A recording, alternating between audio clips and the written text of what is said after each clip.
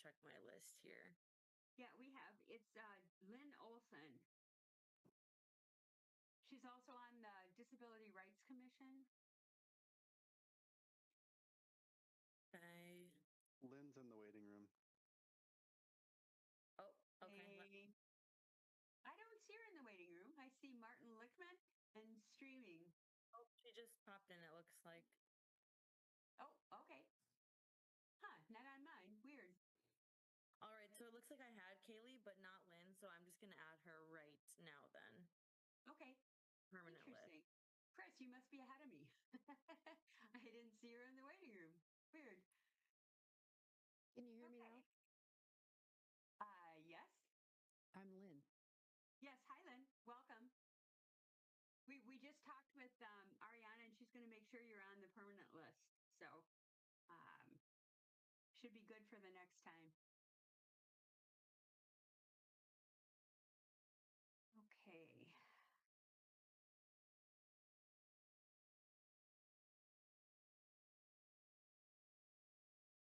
Okay. I am seeing almost 5 o'clock. We'll give it another minute.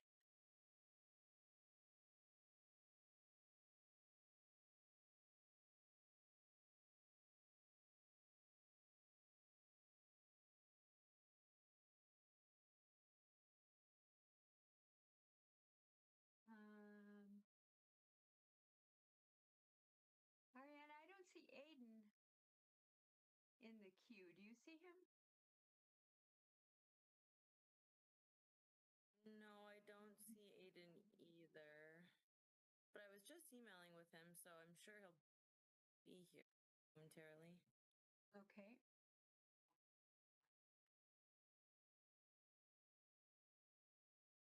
There he is. Okay, there he is. Okay. I see it's 5 o'clock, so I'll call the January 22nd, 2025 meeting of the Transportation Commission to order. Ariana, if you could please read the instructions. Welcome to our virtual meeting. We're going to cover a few basic items before beginning. If you lose connection at any point during the meeting, you can reconnect by clicking the link or calling the number in your original email. To members and city staff, members, if you are able, please activate your video and keep it on for the duration of the meeting. Staff, if you are able, please activate your video when you are speaking. Use the raise hand feature when you'd like to be recognized to speak or ask questions. Staff, click raise hand when you're asked a question. The chair will do their best to call on committee members in the order in which hands are raised. Lowering your hand will take you out of the queue. Members of the public who have registered to speak, the name you entered in Zoom must match the name you entered in registration. You will remain muted until called upon. The clerk will tell you when your time is up. After speaking, a member of the body may ask you a question. If you need to share documentation with the commission, please send it to the email listed on today's agenda. Chair, the floor is yours. Thanks very much, Ariana. Aiden, if you could call a roll, please. Sure thing. MGR Govindarajan. Dina Nina Martinez Rutherford. Present. Barbara Harrington McKinney. Present. Juliana Bennett is excused. Ann Kovich. Here. Robbie Weber. Here. Denise Jess. I'm here. Pepe Barros. I'm here and my camera is malfunctioning. I'm going to try to fix that. Okay. Sure. Thanks. Chris McCahill. Here. Bill Bremer. Here. Harold Kleems. Here. Haley Jameson. Here. And Lynn Olson. Here. Okay, thanks everybody. I'm showing that we're missing Alder Bennett, who's excused, and it doesn't appear that Alder Govindarajan is here either. So at this point, Kaylee and Lynn, you would be able to make motions and vote. And Kaylee, since Alder Bennett is not planning to attend, you're always able to you should be able to make motions and vote all evening. And we'll have to watch Lynn to see if Alder Govindarajan is able to join us. And we may have one or two folks who have to leave early. So we'll keep our eye on that. Okay. Did everybody have a chance to look at the minutes from the last meeting? Denise. A motion to approve the minutes. Okay, there's a motion. Is there a second? But you're done talking, so we'll lower your hand. Harold? Second. Okay, there's a motion and a second. Any discussion? Okay, seeing no hands, I'm going to assume a unanimous consent vote unless anybody wishes to vote no or abstain. Okay, seeing no hands, we will move on. Do we have any public comment this evening under item 1, Aiden? We do not, no. Okay, any disclosures or recusals this evening?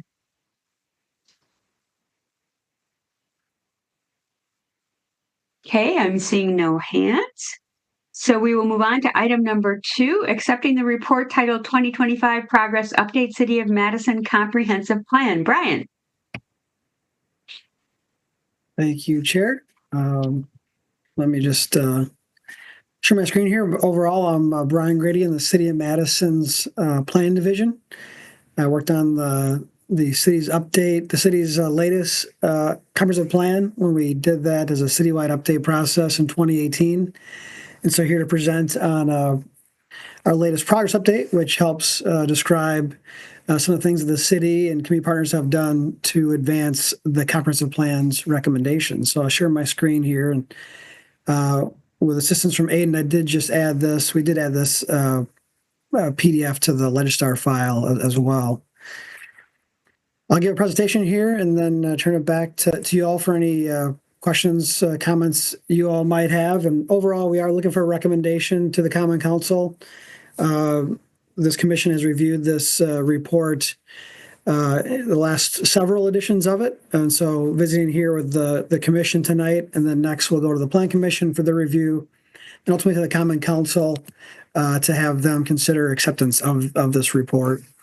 And so this is, again, a progress update on the comprehensive plan's recommendations, largely going back to the 2018 comprehensive plan that was developed through an extensive public engagement process, getting feedback from the community and translating that community feedback into policies and actions to help guide what the city works on over the course of the next 10 years. Obviously, a big part of the comprehensive plan is things that are required by state statute that we must cover. So that the state statute outlines different topic areas we must cover with our plan. Kind of land use related items are a big focus of this as well. But overall, for the city's comprehensive plan, we meet those state statute requirements, but also try to have our plan really work best for the city in terms of guiding what the city works on, how we spend our time, our money, how we advance initiatives that, again, came from that public feedback. And so overall, what we're doing, so with this report, is kind of completing a larger feedback loop. And so this graphic on the screen here kind of illustrates a feedback loop during the process that we used to develop the comprehensive plan back in 2017, 2018. We got a lot of feedback from the community members asking, okay, so I'm providing feedback, but how will my feedback be used? Like, how will it be incorporated into the plan? And so during that process, we try to demonstrate and kind of tie that line to how feedback was received to how it was used in the plan. We did that back in that process. Well, now we're kind of completing a larger feedback loop, a larger circle, where the city has now taken action to implement some of the recommendations in the comprehensive plan. We want to report back to the community to show, again, that their feedback was used and how it has guided things that the city and community partners have worked on. So kind of a larger loop. This next slide here, we have a graphic that includes the cover of the report, which are the colorful townhomes as part of Bayview's redevelopment in the Triangle area, kind of the area southwest of downtown. And then also highlights the 7 elements that our comprehensive plan is organized by, and this report is also organized by. So these 7 elements land use transportation, neighborhoods and housing, economy and opportunity, culture and character, green and resilient, effective government, and health and safety. All the recommendations are divided into those 7 elements, categorized by the 7 elements, and we report back on these topics. So that was kind of the how we categorize themes of feedback from the public, and also how we've structured our recommendations. And our report again follows this structure. On the next slide here, we're showing the spotlight and some other highlights for the land use and transportation section of the progress update. And so I'll cover this section and also the health and safety, which have the bulk of kind of the Transportation Commission related topics in the report. And so for the spotlight for this edition, we're highlighting the opening of Bus Rapid Transit with a city staffer, I think maybe answering questions that a customer might have had outside of a BRT station, potentially in East Washington. That was our spotlight project, obviously a major culmination of a lot of years of work, and that was called out in the comp plan years ago. And so kudos to everyone that worked on that to get to the first phase of BRT. The other highlights, and so again, we're kind of highlighting things, the bigger items that have advanced plan recommendations. We do try to get with our other highlights kind of a cross section of items throughout the recommendations in this element of the plan, and also from different departments across the city. We work with different departments. Tom Lynch, many others have helped provide feedback to help guide this report. So appreciate staff and helping us create this interagency effort. The things that we've highlighted here, I'll run through it for the LUNT land use transportation section. The other highlights we have called out the studying of different potential Amtrak sites for passenger rail in Madison. It highlights improvements to ped bike connectivity along the east-west route of BRT that we did with some FTA, Federal Transit Administration funding. We partnered with WSDOT and Dane County to build an interchange at Highway AB in 12 and 18, where there was some serious safety kind of concerns there. Recent opening of the Autumn Ridge path over Highway 30, that path that kind of connects from Commercial Avenue down to Milwaukee Street, showing a picture of that as well. We highlighted some of the major street reconstructions that were accomplished over the last 2 years. Showing a picture here of the ped bike crossing that goes over University Bay Drive as part of the University Avenue project, but also highlighted the Atwood Avenue reconstruction, Wilson Street reconstruction, and also Pleasant View as well. And then also noted in here that the city's Complete Green Streets Guide was used, I think, kind of from start to finish for the redesign and reconstruction of both Sheboygan Avenue and Seagull Road. And so we're showing an image of that project there, where again that policy guided the kind of the entire project. We also show a picture of that Autumn Ridge path, the ped bike bridge that goes over Highway 30 there. And so these items here are the kind of the transportation related items in this section. And then we get in kind of the nuts and bolts of all the recommendations. So for each of the 209 actions in the comprehensive plan, we indicate the lead agencies, kind of what agencies would be guiding that work, and then the status. We update that status with each of these reports. And so again, thank you to the different departments for providing the status updates. I actually did notice that Tom, apologies, but we missed 3 things that you noted to us. And so we'll get those updated, but I'll just run through this really briefly here. I'm also going to note some of the items that changed, where the status had changed from the last edition of our report, which was 2 years ago. And so I'll touch on Strategy 1, which really looks at improving transit service, and a lot of this was included in the network redesign work. And so for these actions, which touch on improving transit to the peripheral areas and adjacent municipalities, it looks at kind of trying to make more direct metro transit routes, and then also improving service for transit-dependent populations with kind of meshing the metro routes and BRT. We've moved all these things from which were previously in progress to either ongoing or complete with that network redesign. We made that change knowing that the city probably won't change those routes for some time yet after that long BR network redesign. For the strategy number 2 here, the topic of the BRT, we've moved each of these items to talk about building the new bus storage facility, which is now on Hanson Road, doing detailed plans for BRT corridors, both like land use plans, but also ped bike plans for improving ped bike linkages along the BRT corridors. It looks at integrating BRT supportive features into street reconstruction and development projects along those corridors. It also looks at exploring opportunities to use alternative methods to fund BRT. We've moved these things from, which were all previously in progress, to complete or ongoing. If things are ongoing, we just felt like there probably wasn't a completion point where it'll ever be done. It's more like ongoing policy guidance to keep informing future decision making. So I wanted to call it those, as there's been a lot of progress over the last 2 years in those realms. And then some other areas I'll just touch on a little more briefly here. As we've have now established a TDM ordinance for the city, we've moved that item to be item 5C regarding transportation management associations and transportation demand management strategies. We've moved that to ongoing, and we'll keep doing that. We did a lot of progress there. And then on the additional strategies here, we've moved the item related to improved transit service to and from downtown outside of standard community hours. We moved that from in progress and to complete as part of that network redesign.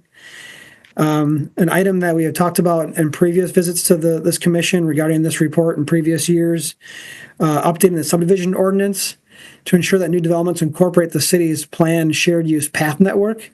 And so as developments are happening, trying to incorporate those recommended paths into that development, we've moved that from not started to complete because the city did do an update to the subdivision ordinance 1 or 2 years ago. I think we've made good progress in that realm.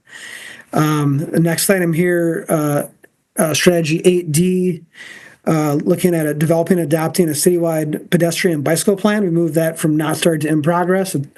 Sounds like that work is underway. I think we're maybe selecting a consultant for that citywide effort. The last 2 items I'll mention here.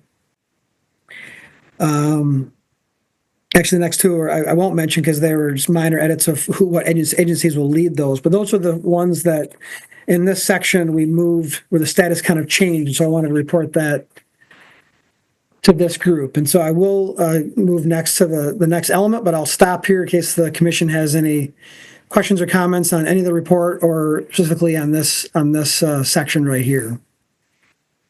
Sure. Before we do that, Brian, Aiden, we don't have anybody registered to speak on this, do we? We do not. Nope. Okay, so we can go ahead and just stop now for questions. Anybody have questions so far or comments? Okay, I'm seeing no hands, Brian. Okay, thank you. So I will jump now to the health and safety, which there are some of the Vision Zero aspects of the city's work, and this commission's work is incorporated into this element. This element was added a couple of years back, and as a way of updating our comp plan to more fully represent the kind of full scope of work that the city does. And so really just trying to align our comp plan with what the city does, because we do use this the comp plan recommendations to help guide the city's budget requests. And so this was a thing we expanded a couple of years ago. Vision Zero is included in this. I'll highlight in the other highlights section of that health and safety element towards the end of the report. We do highlight here that Madison received the $6.3 million in federal funding through the U.S. Department of Transportation's Safe Streets and Roads for All program, and that work will help fund the city's Forward to Vision Zero work, and that we were one of 48 communities selected to receive an implementation grant, at least at the time that we wrote this snippet here. So we highlighted that, and then on the actual actions in this section, the transportation component of this is really included in strategy 6, Under the strategies, create neighborhood-friendly infrastructure and street design and improve traditional transportation systems. Here, these are all ongoing things. This section was kind of written a little bit differently here, but these are all ongoing items. But they cover the Vision Zero items regarding reducing speeds, kind of making safety improvements along city streets across the city, protected facilities for vulnerable users, closing gaps in ped bike network, complete green streets, and also it touches on a strong radio communication system, which kind of touches on some of the TE components that has like the radio shop part of the city operations. So all these, no changes in the status here, but wanted to highlight those. And that is all that I have for the presentation here. And so, again, with any, if you all have any questions or comments, and eventually would look for recommendation to Common Council for this item. Thank you. Comments or questions for Brian? Or any other staff who's here? Denise. Audio now. Yeah, thanks, Ann. Brian, thanks. Just a question, if you can kind of remind me, what's the scope of time for the comprehensive plan? Is it kind of continuous and always updated, or is it a 10-year? I just can't remember. Sure, yeah. We kind of think that overall the comp plan will be updated, have a more full update every 10 years. And now lowered. And so yeah, in 2018 is when the last full update was adopted. We have, the city's adopted some smaller amendments, updates to it. Primarily in 2023, we made an update that focused on more of the recommended land uses that's in the plan. But yeah, just now as a city, we're just starting to sketch out what the timeline might be for the next full update of the comprehensive plan. And tentatively, that would take place, maybe a ramp up next year in 2026, but then more so a public process would happen in 2027 and 2028. So again, if we stick on that 10-year cycle, we would approve adopt and update, a full update in, say, fall of 2028. Great, thank you. And then your question about the kind of the time horizon, it's a little bit of both. And so it's in state statute, I think it calls for the comp plan to look out about 20 years in the future. And so a really forward-looking document. And so we're trying to think of the future, but also we do have some more near-term action steps in the plan to help guide like the 1, 5, 10-year time frame. Gotcha, thanks, that's super helpful. Thanks, Denise. Chris, go ahead. Thanks. I had a question going back to the land use and transportation section on strategy 2D. That's explore opportunities to use alternative methods of funding for BRT. Just wanted to get some clarification. You said we're marking it as complete. Does that mean we've fully explored funding opportunities, or we're counting on funding? Because I know we are counting on funding, but there's been some changes at the federal level that could delay or change some things. So. Tom, go ahead. Yeah, so I think the original intent of that was, when the comp plan was first developed, right, it was under a different mayoral administration who felt like it wasn't possible to implement BRT without an RTA. And so there was kind of that, right? I'm going to say that it is possible, to implement BRT without an RTA. A lot of that was through some creative in-kind contributions and stuff that Justin helped us develop. And I'm going to also kind of give a shout out to our economic development staff that really helped with TIF funding, right? I think we can tell from the last 2 days, right, that we're in a new environment, right? And so I don't know what the new environment really looks like, and so we might just be in a kind of a wait and see. We generally have funding for the north-south corridor if we go by the old rules, right? But we don't know what the new rules might be. Thanks, that helps. One more follow-up, well, not a follow-up, different question. Brian, I think you mentioned as you were starting that there was 3 things that you wanted to add or update. I just want to make sure that if we move approval that we can reflect those if needed or something. Yes, thank you. Yeah, again, Tom's been very responsive, very helpful to us and other folks in the larger DOT umbrella for populating this. So thank you to our colleagues. Apologies for missing these 3. And so the 3 items, it would be under Action 1C. So it'd be under Strategy 1. Action C, which is prioritize improved service for transit-dependent populations when integrating Madison Metro routes and schedules with BRT. We have Metro listed there. Tom suggested adding DOT to that item as well. I think Tom mentioned it's in the DOT budget, and so we would just add DOT as a lead agency for 1C. The other 2 items are at the end, towards the end of the section, so it's under Strategy 9. So it'd be 9C and 9D, and this is 9C is use technology to enhance parking management systems. Tom suggested removing traffic engineering from that. I think Tom, you mentioned like just per ordinance, TE is less involved in that, and so we'd have Parking Division remain as the lead agency for that one. And then 9D, which is evaluate emerging technologies for use in bridging first mile, last mile gaps in the transit system.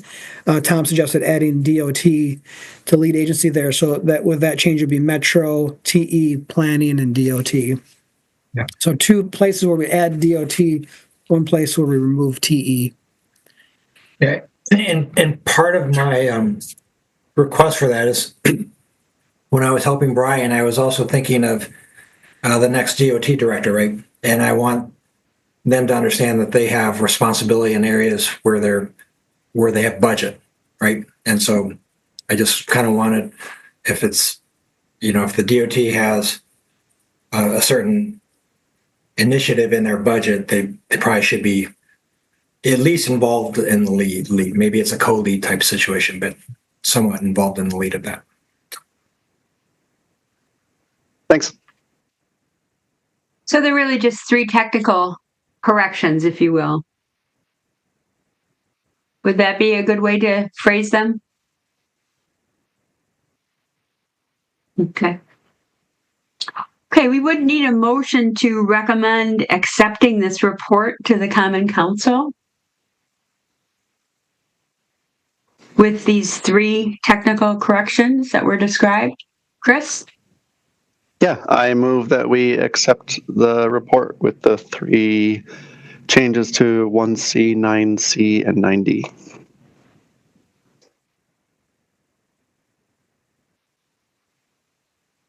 Okay, so we have motion is to recommend accepting this report to the Common Council with the 3 changes mentioned to 1C, 9C, and 9D.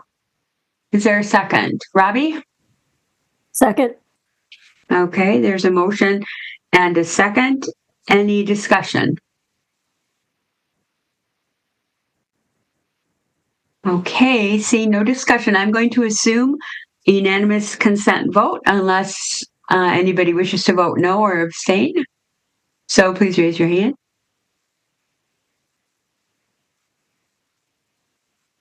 Okay, the motion is carried. Thanks so much, Brian.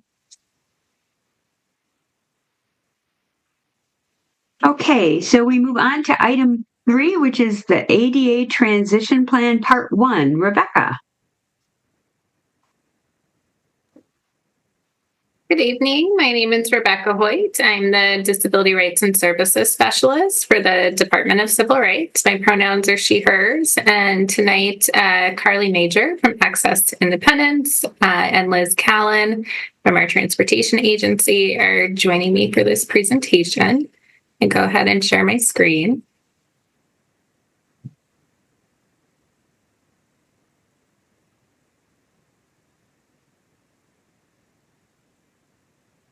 So this presentation is informational. We're not asking for any action action from the commission this evening, but I want to thank you for inviting us to give an update on our ADA transition plan. As Anne mentioned, this is part one. So tonight we'll be giving an overview of our project to revitalize Madison's ADA transition plan, sharing about the transition plan process and where we are on the project.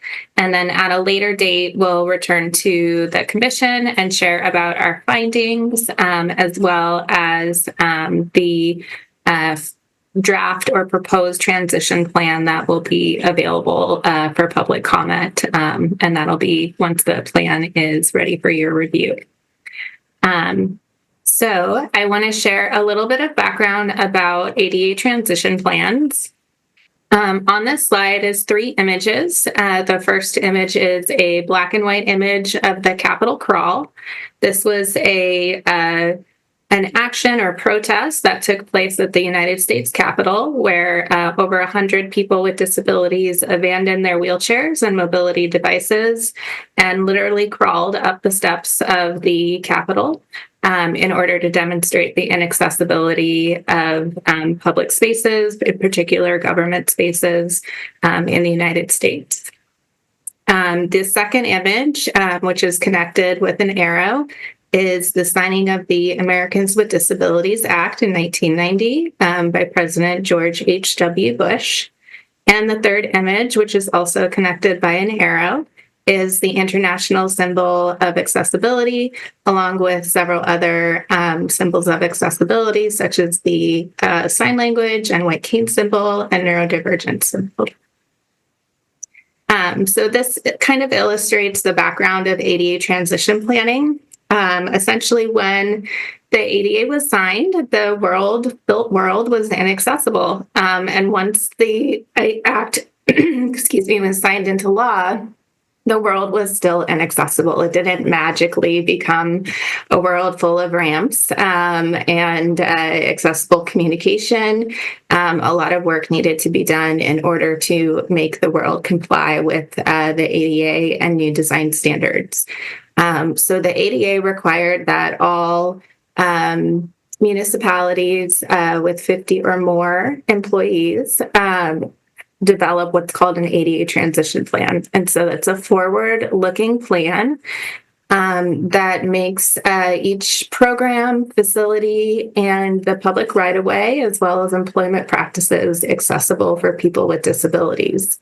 And so it didn't all happen quickly, but these entities were required to make proactive steps towards accessibility within 3 years of the signing of the ADA.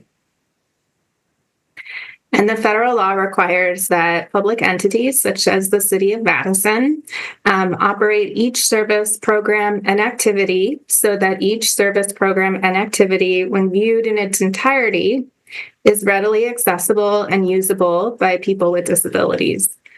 So what this means is that there is an obligation and a responsibility for the City of Madison to ensure that the way that we do our work, the services that we provide, and the places that we provide those services are accessible. There are times when we can't make every facility accessible. We do have some historic buildings. We have some buildings that precede the ADA standards. So any services or activities that we provide in those places, we need to make them available and usable for people with disabilities in places that are accessible. And so a little bit of background about Madison. We did develop an ADA transition plan that was enacted in the 1990s, and we have maintained compliance with that plan. However, some of the elements of the plan have become decentralized over time, so they're sort of located in different documents. And also, the city has grown quite a bit and changed since the 1990s.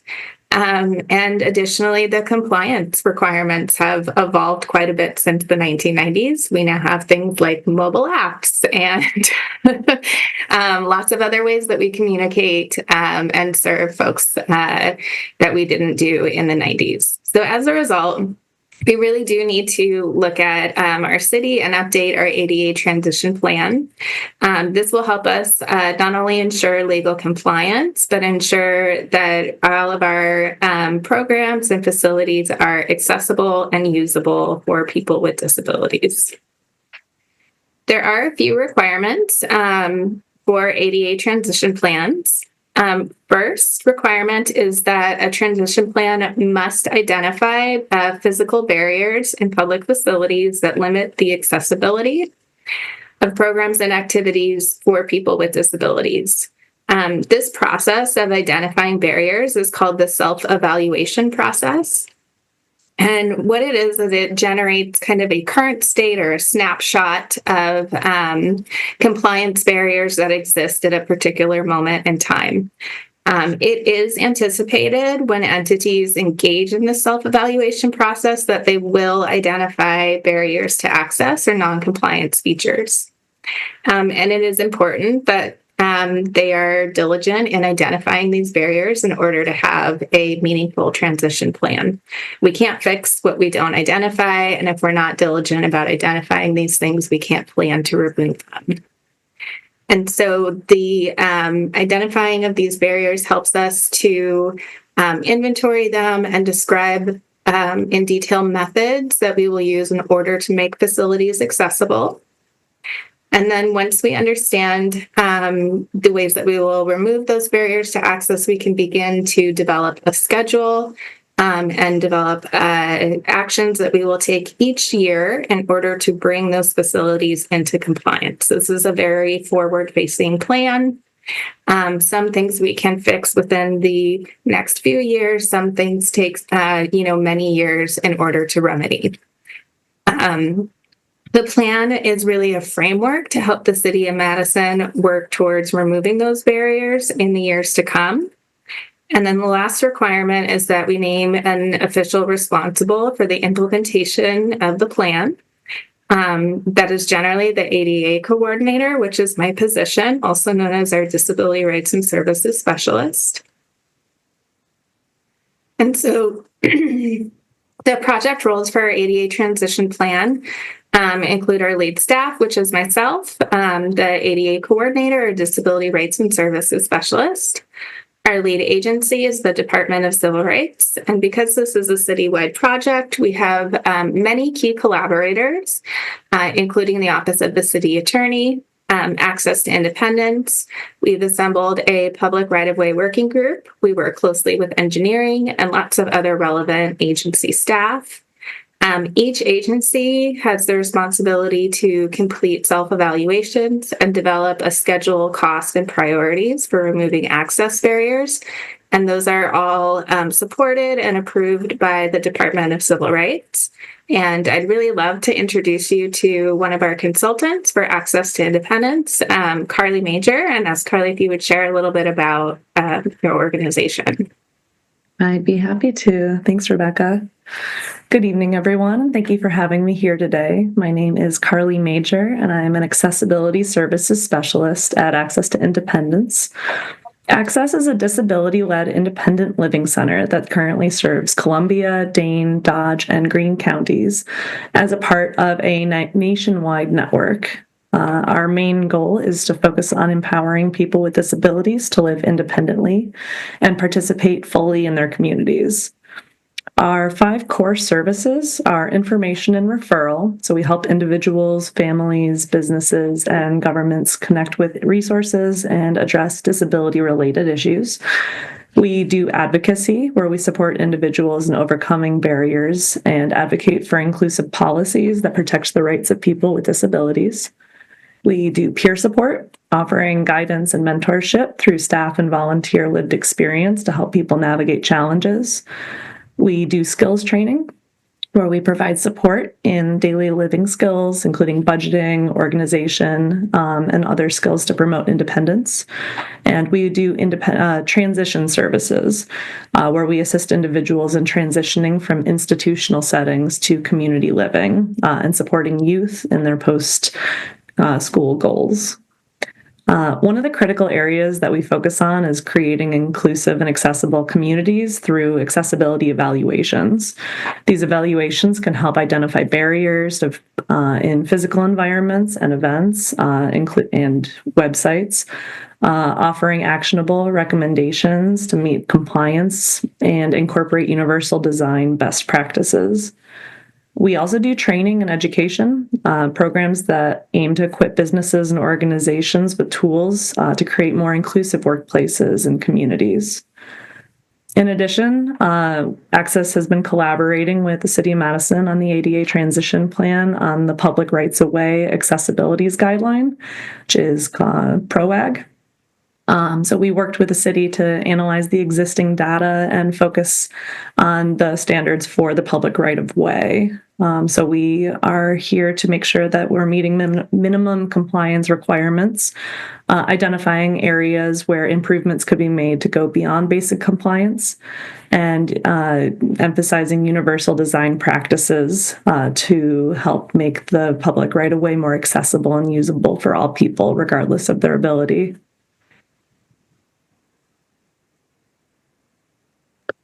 Thanks so much, Carly. And we're really thrilled to be partnering with Access to Independence. It's really important to us to center the voices of those most impacted, and Access to Independence is a disability-led organization that's local to Madison. And so we're really thrilled to bring their lived experience and expertise and depth of knowledge of our community to this project. So to share with you a little bit about where we are now in the process, the transition plan has several process elements. So first is designating, as I mentioned, a person responsible for the design and implementation of the plan. So that is myself, and that step has been completed. We also need to establish a complaint process that has already been long established by the city. We have a few different complaint processes. The one that allows the public to make complaints related to protected classes, including disability, is through our Department of Civil Rights. We also have a separate complaint process that Metro uses for feedback and concerns about accessibility there, as well as there's an additional complaint process for the Madison Police Department. And then to complete a self-evaluation. And I'm going to focus a bit more on the self-evaluation process in the next few slides. We also developed internal design standards, which are already established by the U.S. Access Board, including, as Carly mentioned, PROAG, the Pedestrian Right-of-Way Access Guidelines. For facilities, we use the 2010 ADA Design Standards, and then which will be required in April of 2026 will be the Web Content Accessibility Guidelines 2.2 AA. And then as a city, we also strive to meet Section 508 standards for web accessibility wherever possible. So ADA transition plans have a pretty broad application. So we're going to focus mostly on public right-of-way, but I'll sort of breeze through the other application pieces. So programs, activities, and services is the work that we do. And this includes all of our centralized services like language access program services, web accessibility, and the services that each city agency provides to the public. City facilities that are open to the public, including buildings and offices, recreation facilities, parking lots and garages, as well as some of our employee facilities that give public tours, such as water utility and fire. ADA and Section 504 of the Rehabilitation Act also cover employment for people with disabilities. And so included in our ADA transition plan is a review of all of our employment policies, as well as a narrative related to the facilities used by our employees, so our employee-only spaces. And then lastly, public right-of-way facilities. This portion of the plan, as mentioned, was prepared in consultation with Access to Independence. So in terms of programs, activities, and services, again, this is the work that we do and how we provide these services to the public. We provided each program or department with a questionnaire that included 34 questions that covered program access, including the requirements related to effective communication, reasonable accommodations, anti-discrimination practices with regards to contractors and licensures. And for those agencies that provide ticket sales, such as Winona Terrace and Old Bridge Gardens, there was a supplemental questionnaire related to accessible seating. And then for our centralized services, we did a full scope review of policies and services, and also consultation with relevant staff in those agencies in order to complete the self-evaluation. So in total, we reviewed 24 departments. Some of those departments have several divisions or have complex services and programs. And so from those 24 departments, there were 32 programs that we evaluated through the questionnaires, in addition to the centralized services programs. The next portion of the plan relates to facilities. So these are our physical spaces, where we do our work. Physical spaces may not have the effect of excluding people with disabilities. They must provide access to the objectives of a service, program, or activity, and they must make services available in the most integrated setting possible. They have to be accessible and usable for people with disabilities, and it is an agency's responsible to maintain any accessibility features. And services need to be accessible for people who use service animals and mobility devices. So for the self-evaluation process, each department completed an evaluation for all of the facilities within their jurisdiction. And so the facilities evaluation is, for most facilities like buildings, offices, parking structures, is about a 94-page checklist. It's quite comprehensive, and that's the 2010 ADA Design Standards Existing Facilities Checklist. Our transportation facilities used a separate checklist, which is the FDA ADA Circular. And then our residential facilities and city shelters use the U.S. Access Board accessibility standards relevant to their particular facilities. Some of the checklists that we received, all of them were reviewed by our ADA coordinator, myself, and then an additional review with our engineering staff and the evaluators within the department. Some elements required additional verification by photo or in-person assessment to verify compliance and non-compliance elements. So essentially, it's a very full audit of all of our city facilities to make sure they are, in fact, accessible and usable, and very specifically identify where things are not meeting relevant compliance standards. So for employment, excuse me, the ADA and the Rehabilitation Act require that we create assurances that employment-related activities do not disadvantage or subject employees with disabilities to discrimination with regard to employment criteria, pre-employment inquiries, recruitment, advertising, application processing, hiring, upgrading, promotion, award of tenure, transfer, layoff, termination, right to return from layoff or rehiring, pay and benefits, job assignments, job classification. I could go on, but it's basically all the things related to employment, including facilities and any other benefits of employment. And so for this evaluation, I reviewed all of our policies, procedures that relate to employment of people with disabilities, and also consulted with relevant staff.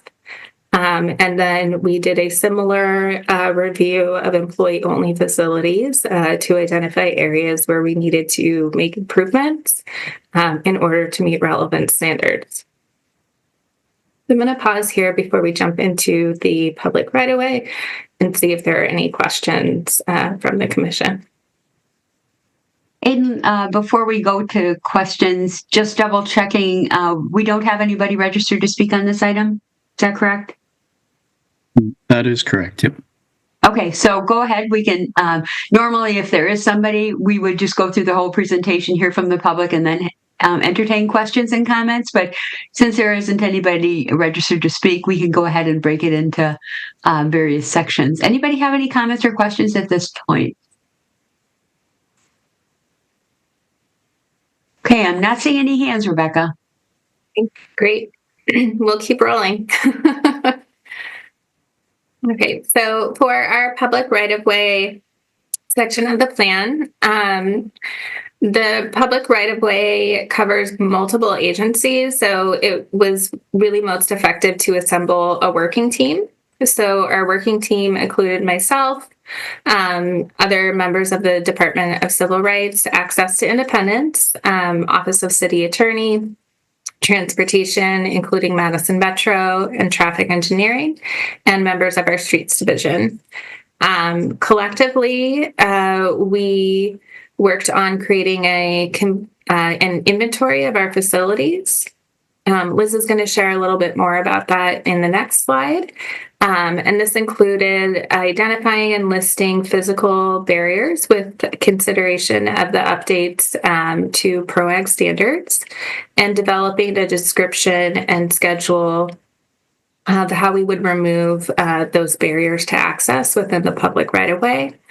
In terms of identifying officials responsible, I am the individual responsible for the overall implementation of the plan, but because we are a large city, it's very helpful to have like sub-responsible folks that I can follow up with. So for each element of the plan that involves the department, there's an additional individual listed.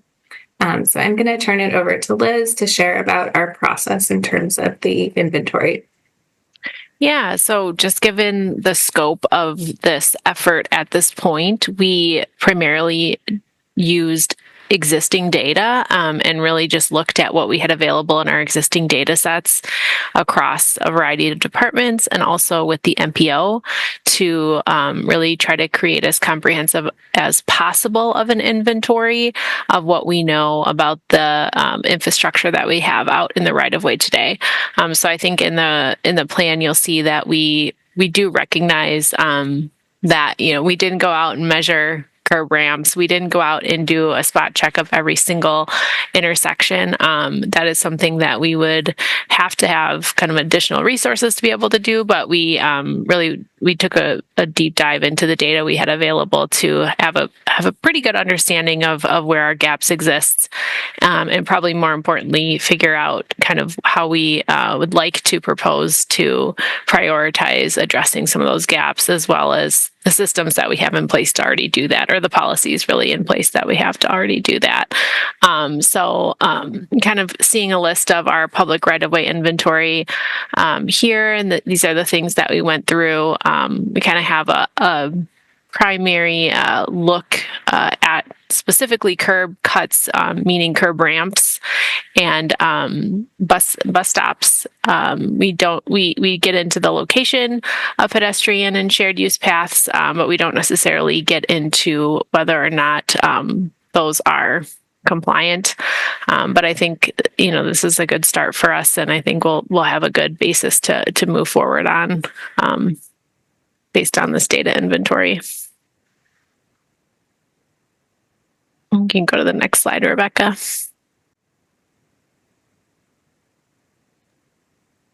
Thank you. And just to share a little bit about what to expect in terms of the scope of the findings and schedule for when we return to share with you. The findings of the self-evaluation will include a description of the barriers to access that we've identified. And the schedule will include estimated costs, timeline to remove those barriers to access in terms of meeting the minimum compliance with PROAGs and other relevant standards. I myself, want to just express that I recognize that meeting minimum compliance standards doesn't necessarily equal ability to move freely about the city for everyone, but that is what is accomplished through an ADA transition plan. And so when we return to you with the findings and share the transition plan, it will include the number and locations of places where we've identified that there are no curb cuts and where they need to be installed, the number and locations of accessible bus pads to be installed. It'll also share about our ongoing traffic signal and street safety improvements, which will address many of the areas in the inventory on the previous slide, which we didn't go through fully because we already have programs that are scheduled out to address a lot of those items, as well as our sidewalk and curb ramp repair and replacement programs. And it will also include any additional recommendations in terms of meeting accessibility standards. So our traffic signals and street safety improvements program is designed to create plans that account for pedestrians, cyclists, and motorists and people using public transportation using the Safe Street System approach. Traffic safety programs prioritize street safety countermeasures, including elements like speed limits, enhancing crosswalk visibility, improving lighting, adding traffic calming street safety improvements. And residents who require safety improvements can actually contact the folks on this slide. There's an email and phone number listed, and I've found folks to be very responsive in this program in terms of I need a audible traffic signal at this intersection. I find it very uncomfortable to cross the street here, and being able to have that added to the list of improvements to be made within the city. And so it's really helpful in terms of getting things scheduled that are a priority for our residents, and helping us meet that full compliance as this program moves through the city in process. We also have a sidewalk and curb ramp repair replacement program. The engineering department incorporates ADA design standards when designing street reconstruction projects so that all new construction is compliant. The designers also strive to comply with PROAG standards whenever doing so would not present a financial burden. Inspections are carried out during the construction process to ensure compliance is maintained within the final product. Whether streets have missing or incomplete sidewalk routes is considered when determining which city street to prioritize for public works projects. And sidewalk repairs are conducted outside of street reconstructions through this sidewalk repair program. This program does not address large-scale barriers like grade or cross slope, but is designed to fix the barriers like uneven surfaces or raised edges. And there's an annual sidewalk replacement program, so they kind of cycle through the city, looking at districts, Alder districts on a 10-year cycle. So another way that residents can prioritize areas that need repair or replacement is to use the report a problem or sidewalk concern, or email or call the contact information listed on this slide as well. If something is not within the district that is being evaluated within that year, it can be added to the schedule through the resident reporting process. And if anyone has feedback or questions about the plan, they are welcome to contact me directly. Once the plan is available, that we will have a public engagement process, but I'm happy to take comments or questions about it now, and also welcome any questions from commissioners. Thanks very much, Rebecca. We've had a lot of interest in hearing about the ADA transition plan. Bill, go ahead. Thank you, Ann. Rebecca, thank you for your presentation. And I guess I started kicking this issue in transportation a couple of years ago, and looking at this and had conversations with Tom and Yang, and I think you've definitely hit what I was looking for to have the city get this started back. I attended some training several years ago with Denise at the Wisconsin DOT in a presentation talking about the standards. At that time, they were draft with ProAg and now final. And I think this is an excellent opportunity to, if you will, to get I'll say caught up, particularly on the public right-of-way standpoint.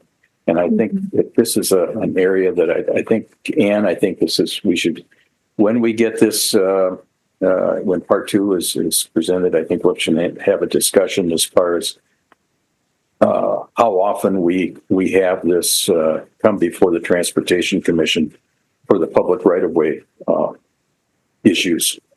I think as we all know, the technologies have changed from 1990 when transition plans were initiated to be done. And I think that the transition plans need to be a living document. And it's something that do you ever complete it and say, oh, we're done, and then we put it on the shelf? No, it's something that needs to be addressed, especially as when people change positions and so forth. And we need to be reminded, particularly of an ongoing process to have update and to keep the material current. I think you're doing it probably in civil rights and in many of the areas, but I think in public right of way we have not necessarily done that to have that. I know the processes have been ongoing, but they just haven't. It isn't a place where somebody could say, "Where is our document? What does it look like?" And I think this is what you're putting is an excellent framework for putting it all in one place. And so I applaud you for doing that. And I have some maybe some technical questions, and I don't think I necessarily need to raise those, but I think they're going to be addressed, particularly when you get doing the inventory, Liz, of looking at things like accessible pedestrian signals and things like that. But there isn't one size that fits all, and I think we have ways of measuring and saying, is this good enough for this location, and we move on. In some places, we maybe need to go beyond the minimums. So it's a good, excellent document, and it's a great framework, and I'm really looking forward to continuing to see this get out to the public. Thanks. Well, Rebecca and Liz, maybe Bill could connect with you offline if he has just excellent technical experience, and any feedback or questions that he has, maybe that would be better accomplished with you offline. Would that be good? Absolutely. And just for clarity, we did recommend in the work plan for the Transportation Commission that we revisit every 3 years to update on the ADA transition plan. Right. And I think 3 years is that, I guess I'm not saying, a time frame, but I think it is something that, particularly as Transportation Commission members change in the board or the commission changes, I think it's something that we need to always at least have a discussion, look at it, and see if we have any issues that, because we know standards change, technologies change, that we want to keep an eye on it. That's my thing. I don't want it to linger as far as sitting on a shelf that gets dust. That's my thought. So, Bill, in our work plan under revitalizing Madison's ADA transition plan, we do have looking at the whole plan at least every 3 years. Yeah. But we also at the end we added, in addition, the commission will also periodically review the status of compliance with the United States Access Board's public right-of-way accessibility guidelines. So we added that, and we can look when we look at it again here in a couple months, Bill. We can look at refining Just that if you'd like. that chunk, that change that the commission is most involved with. Yeah, I agree with that. Thank you. Okay, great. Thanks, Bill. Alder McKinney, go ahead. Thank you so very much. And I'm not as experienced as some of the comments that were made by Bill, but thank you. But what I want to say is that I had knee replacement surgery, and I realized firsthand how challenging it was to navigate certain areas. And I mean, that's a temporary position, but it really was very clear to me that what you said in your report in your document is so true. And I was limited because how I can navigate sidewalks. I'd have to go to a cutoff curb and all of those adjustments that I had to make that I didn't pay attention to. And so thank you so very much. I really appreciate the depth of your presentation, and hopefully the Transportation Commission will continue, as Bill said, to make sure that we're reviewing it and making sure that our standards are not on the shelf and a report that just gathers dust. So thank you very much, Madam Chair. Thanks, Alder. I'm sorry, Tom, I didn't see your hand up. Did you have something to add before we get to Denise's comment? Maybe just a note that some in engineering and transportation have met with Bill. Okay. I think some of his concerns have been kind of our construction projects and how do we maintain our access during construction projects. And there's some challenges. We've had some internal meetings since we last met, Bill, just so you know. That doesn't mean we have solutions, but we've had meetings trying to identify the problem, and so just to let you know that is ongoing, and it's Yeah. I think if it was easy and cheap, we would have accomplished it a long time ago. Yeah. No, this is a ongoing process, and it's something we all have to learn, and we can't get everything done all at one time, so we have to take bites at it, but we have to keep taking bites. That's the key.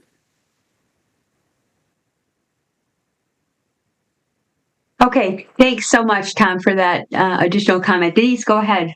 Audio now on. Yeah, thanks, Ann. Rebecca and Carly and Liz, thank you so much for the presentation. I'm frankly so relieved that we are having this conversation and that this is back on staff radar to really review and survey and get a good data set again. It's been a big concern for me to not know what our ADA's transition plan status was. So I have a lot of the same comments as Bill. I'm really interested in cadence for review and making sure that we're really keeping our thumb on this and not letting it drift.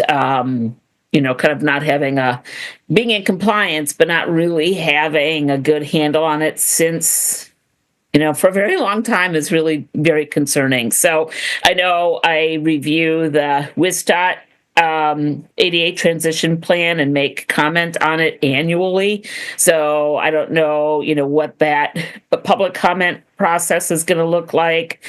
Those might not be questions you can answer tonight, but I'd like to have us no. And then, those of us that are advocates in the city can start to I can predict, oh yeah, the ADA transition plan for WISDOT is coming up. I gotta, make sure that I'm watching for that and get ready to make comments. So I'd like to see us develop a cadence. And 3 years is too long for us to go as Transportation Commission. I think, at least annually on the PROAG related things, I think makes a lot of sense. So I don't know that, I don't expect you to have a sense of the cadence tonight, but that's something that I'd like to make sure that we keep in mind as well.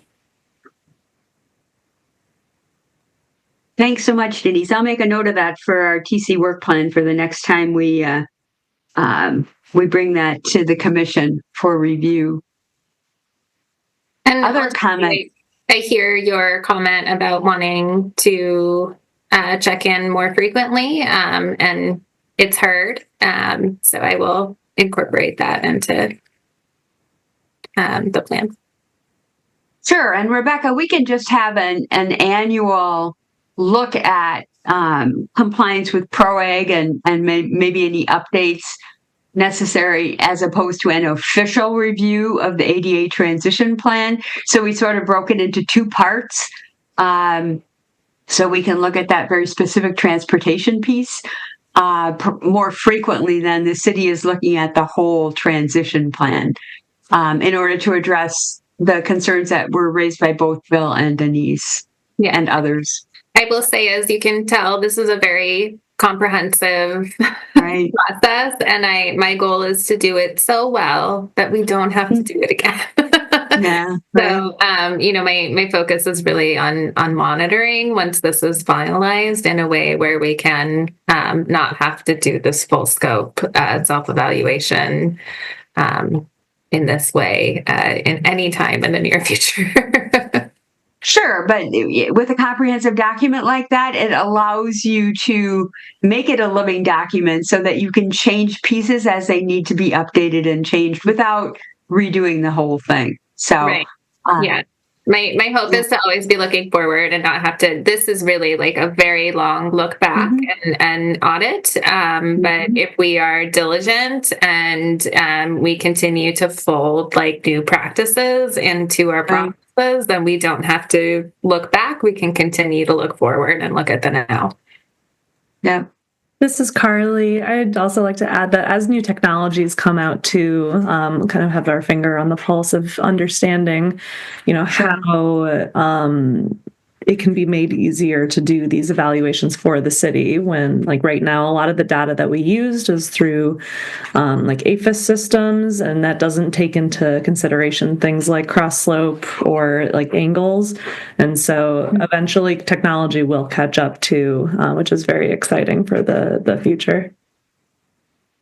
Okay. Excellent. Other comments or questions? We've been hoping to hear about this for a while. So thank you so much for part one on ADA transition plan. And we'll continue to have conversations as appropriate.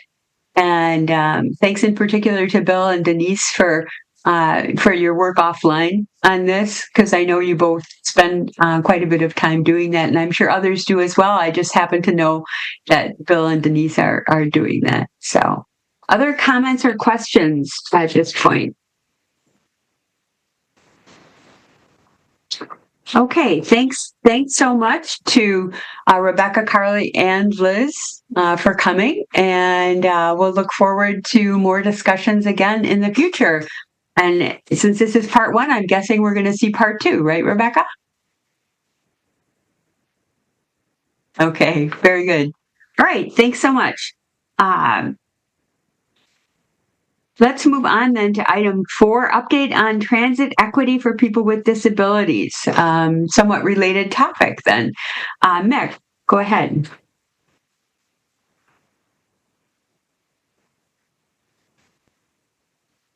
All right. Can you see my screen? We can. Okay, great. Is that okay? Big enough? Yes, it's great. Okay, great. Wonderful. Well, to follow up, this is something that we're going to come back and give routine updates to the to the commission, and I know we should have done this last year, but here we are starting it a fresh new year, and we'll get you this information on a more timely basis. First thing I wanted to mention as we get into the first slide is our fixed route highlights right now is we have bus pads at most of our system, and so it's most of it's wheelchair accessible. We have about 11 stops that still need improvements, and some of those stops were part of the bus stop improvements that Tim Sabota brought to the TC last time, or last meeting. We also have new service to Monona that's starting March 3rd, and those are going to start out with, they don't have bus pads in right now, but they're going to be doing a lot of construction this summer, and they're going to hopefully have half of them installed by the end of the construction season, but they're going to have to go into the next construction season to get them all completed in Monona. But that is a work in progress, but they are planning on doing that.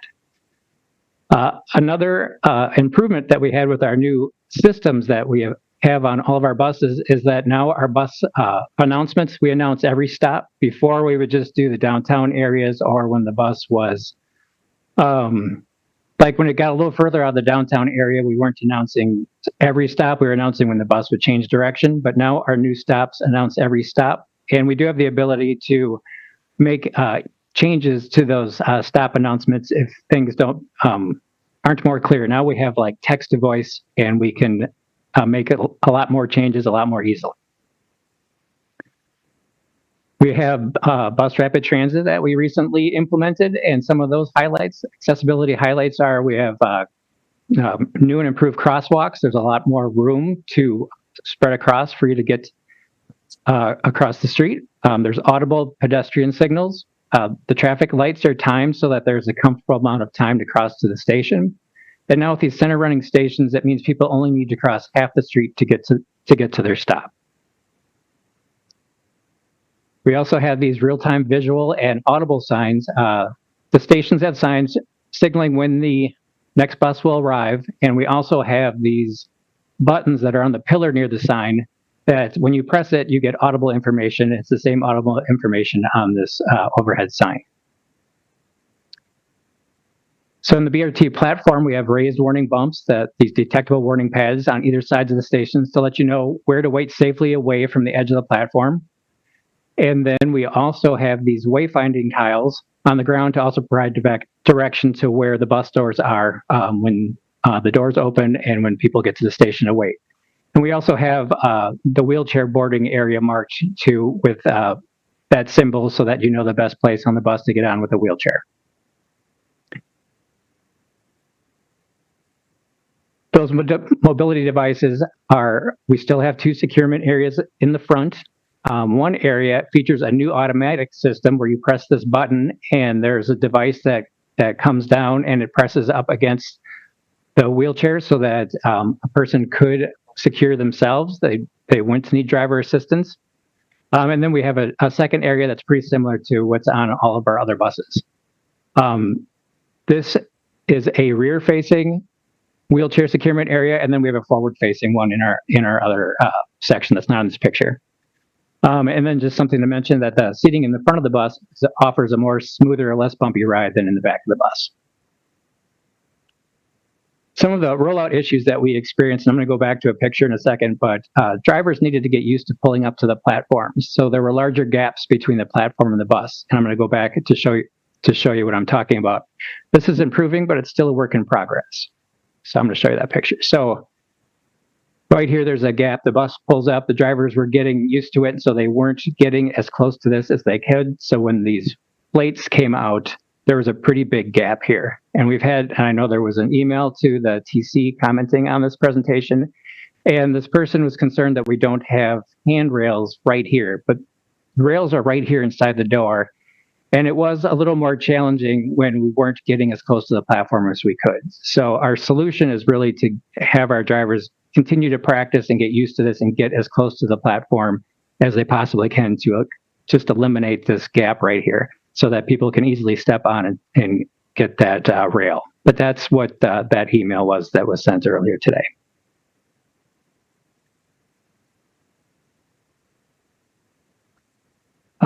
Some other issues we're experiencing is for those that might not use wheelchairs and walkers and might need those bridge plates extended, the driver might not know how to deploy the metal bridge. So to keep buses moving, we don't deploy every time. We don't have a good way to signal for those that might need that bridge plate, but they're not using a wheelchair or walker. So right now what's happening is some riders might call to the driver. They might call into the bus and the driver will deploy the bridge. This is obviously not an ideal solution. We have a new operations chief that just started a couple weeks ago. He's from Spokane, and we asked him what he does out there, and he said that they don't have a good solution either. So it's a work in progress. We're thinking about different ways that we can handle that, but we don't have a good solution for it right now, but we are thinking about it. Some of the feedback we've been receiving so far is with the BRT implementation, as we've heard this and discussed this before, is the increased distance between stops. Specifically, too much distance between stops on University Avenue, and it's mostly centered around Seago and Ridge. We've heard feedback about drivers not always deploying bridges or perhaps passing those using walkers or wheelchairs. And then sometimes we've had feedback about drivers leaving platforms too quickly when people with mobility impairments need more time to board. And so how we're addressing that is we're talking about it in driver training, and we are having increased supervision out on the street. So we are looking for those things. We have drivers on the road, driver supervisors out on the road working with our drivers on that. We are, like I said, we're always talking about that in training. So it's just going to be some time for us to just make sure we get that all corrected. And so what we say with that is we encourage people to let us know when this is happening.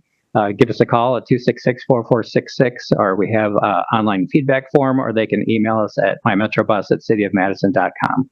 But it does help us out if we can give this information out to all of our drivers all at once, but it doesn't really, it's most effective if we can address that with the individual employee. And it's really not something that we're looking to get anyone in trouble. It just allows us to talk to that person and work with them to make sure that we can get these things straightened out and improved for everybody.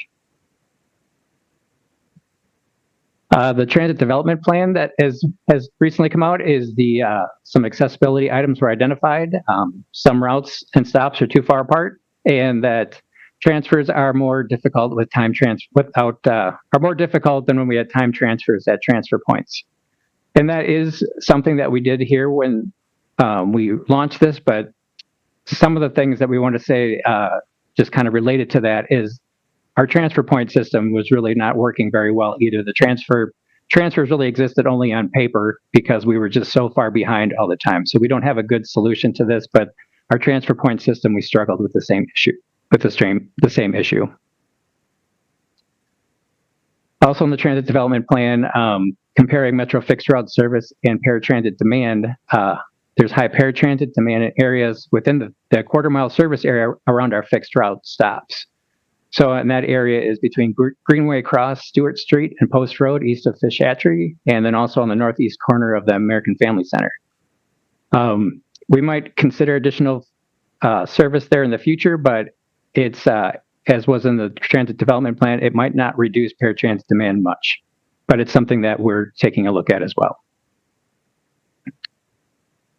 Our paratransit service for individuals that might want a different option than riding our fixed route buses, we are working on implementing a new system. I think I've talked about that a little bit.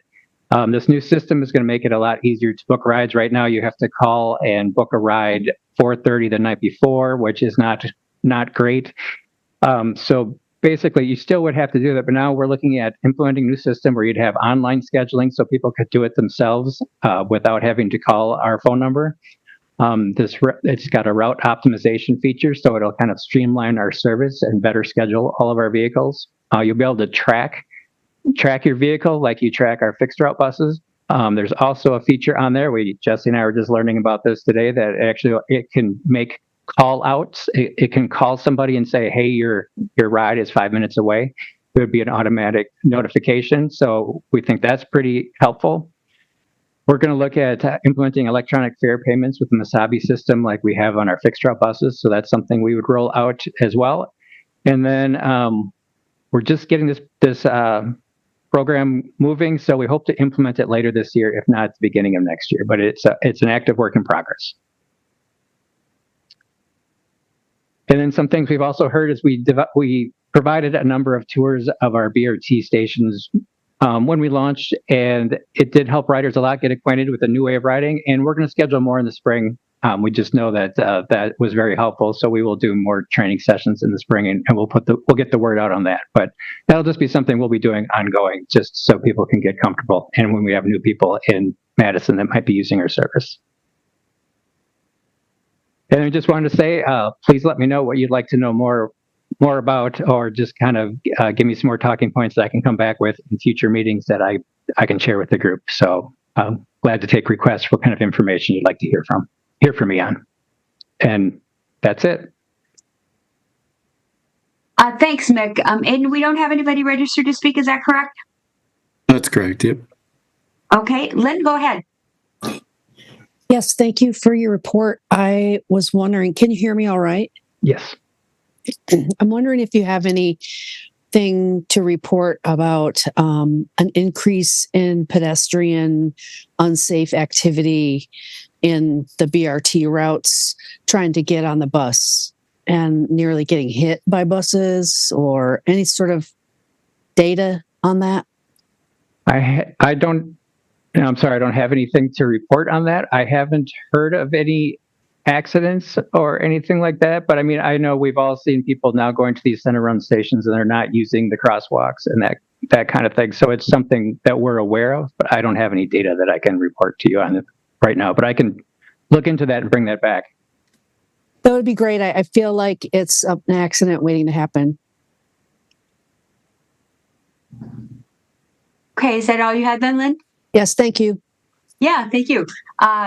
Denise, go ahead. You're now on. Yeah, thanks. Thanks, Mick, for the presentation. So I've got a couple comments and a couple questions.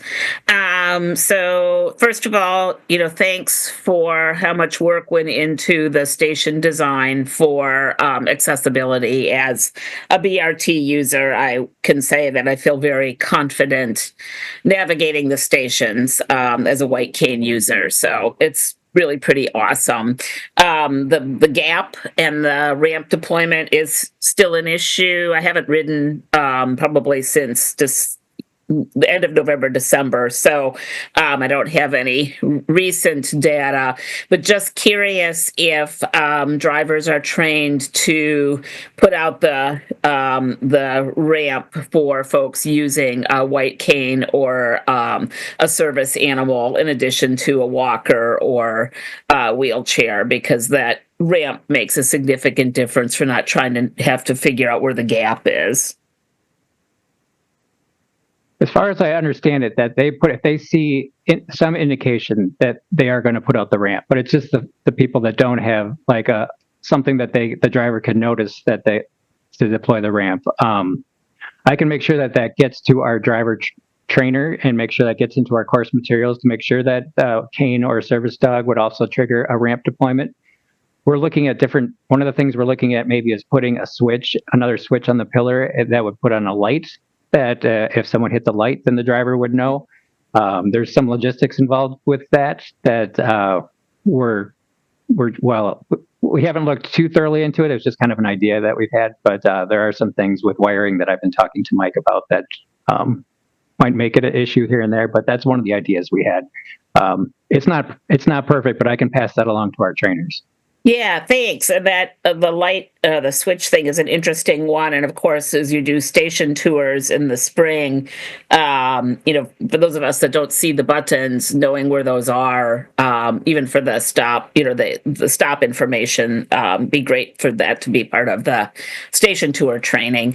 So that's really helpful. And then switching to the paratransit, excited to hear about the computer system and the potential for the call a few minutes before the arrival, I think that will be hugely helpful to paratransit users.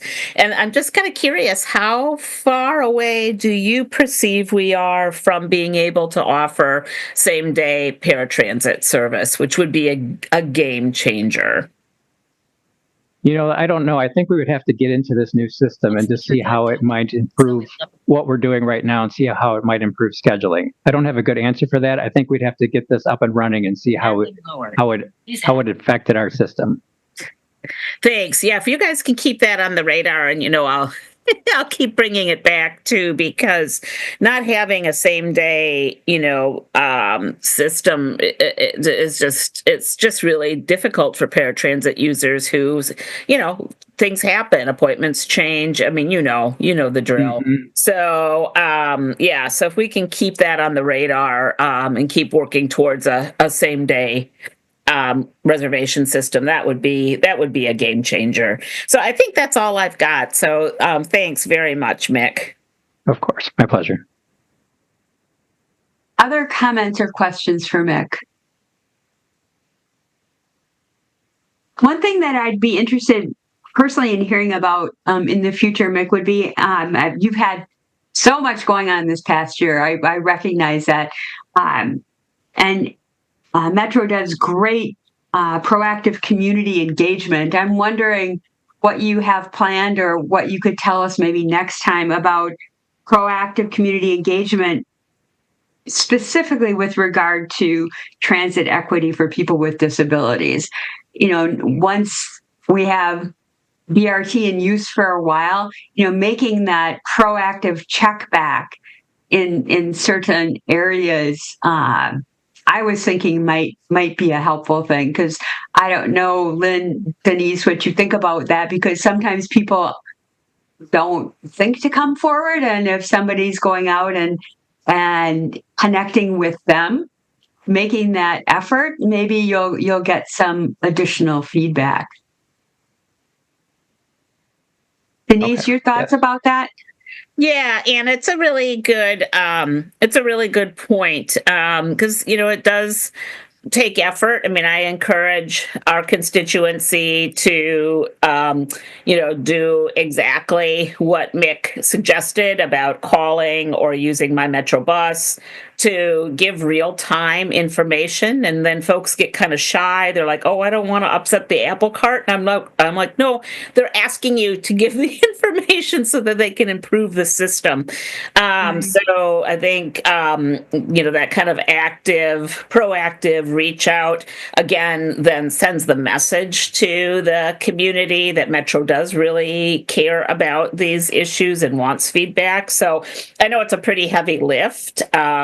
Too. So I want to acknowledge that, but I think that there's some, ways to think about it. Yeah, and if I could just kind of repeat what I said earlier, is that we're not looking to get drivers in trouble. We're looking to provide training and improve the situation. That's all we're looking to do. So I know people do get shy about that, and we just want to encourage them to let us know that, so that we can work with drivers to make the ride better for everybody. Yeah, for sure. Mike, go ahead. Hi, Mike from Metro. Just one other thing to throw out there, because it's related. North-South BRT hasn't been in the news for a while, but we're planning on having some public information meetings in the next couple months, I think March, April timeframe. And so that would be a great opportunity for us to hear if there's something we could do better on any of these issues with North-South BRT. So just keep that in mind.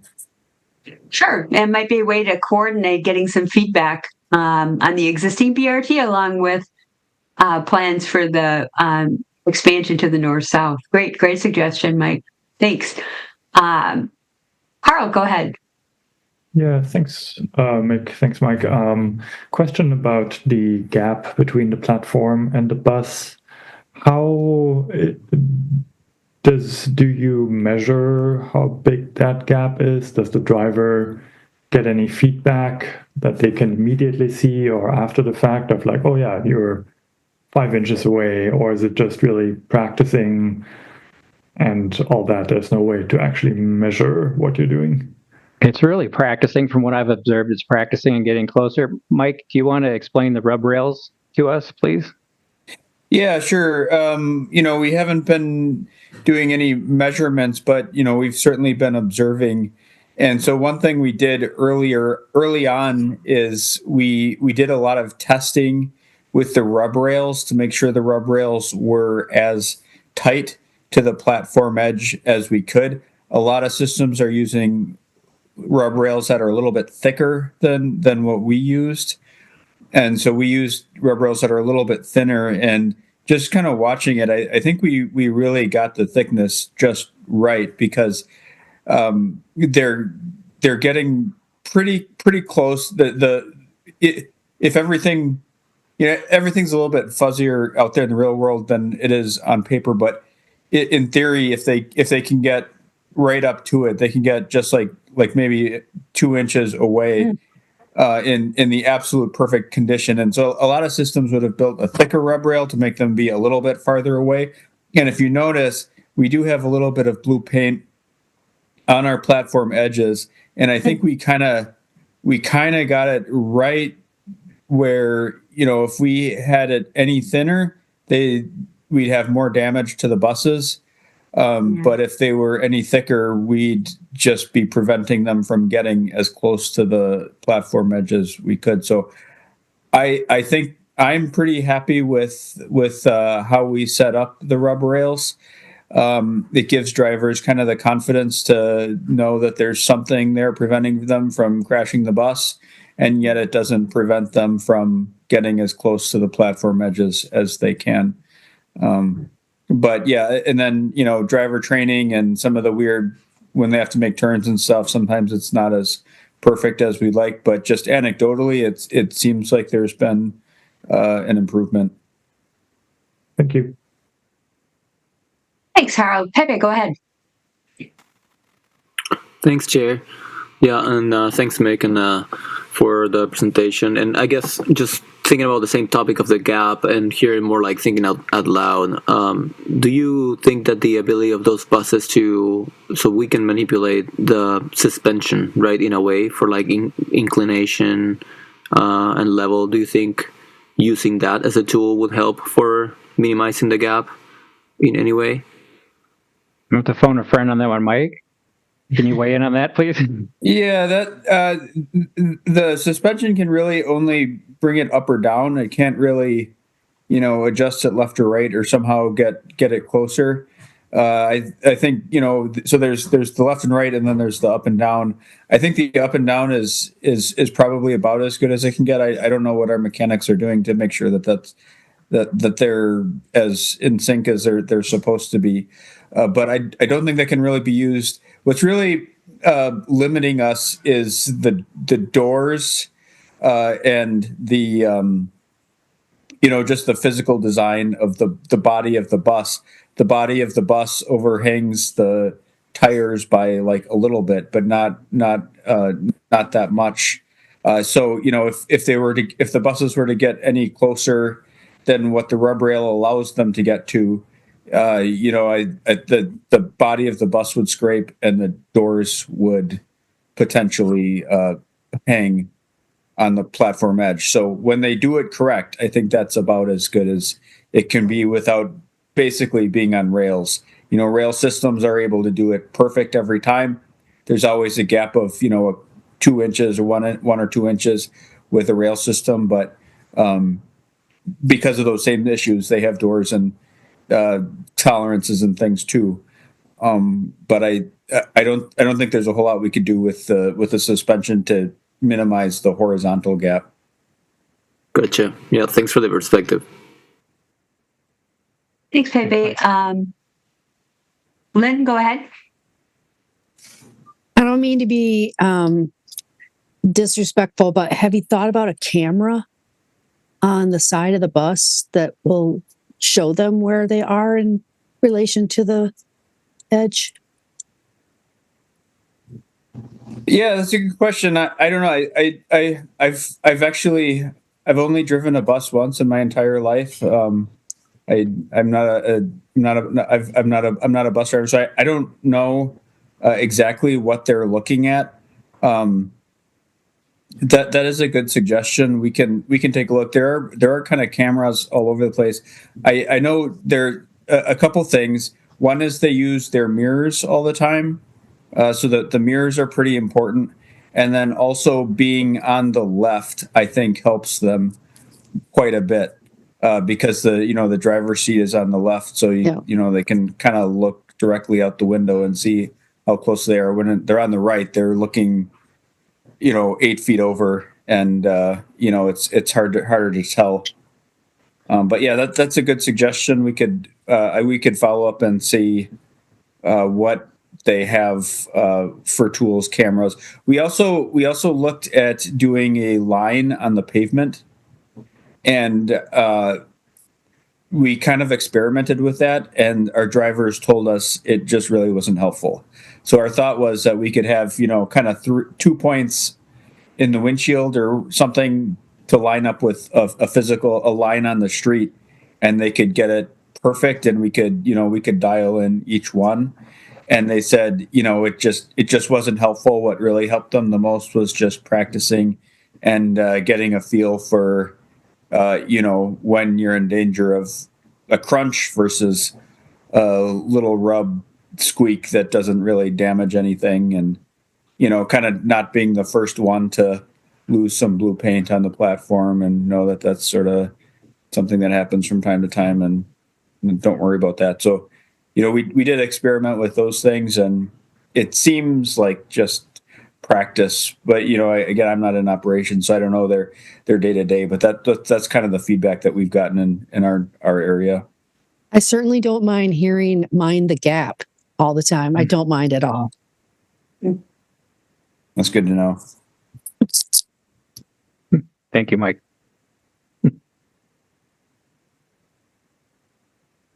Thanks for all that great feedback. Other comments or questions?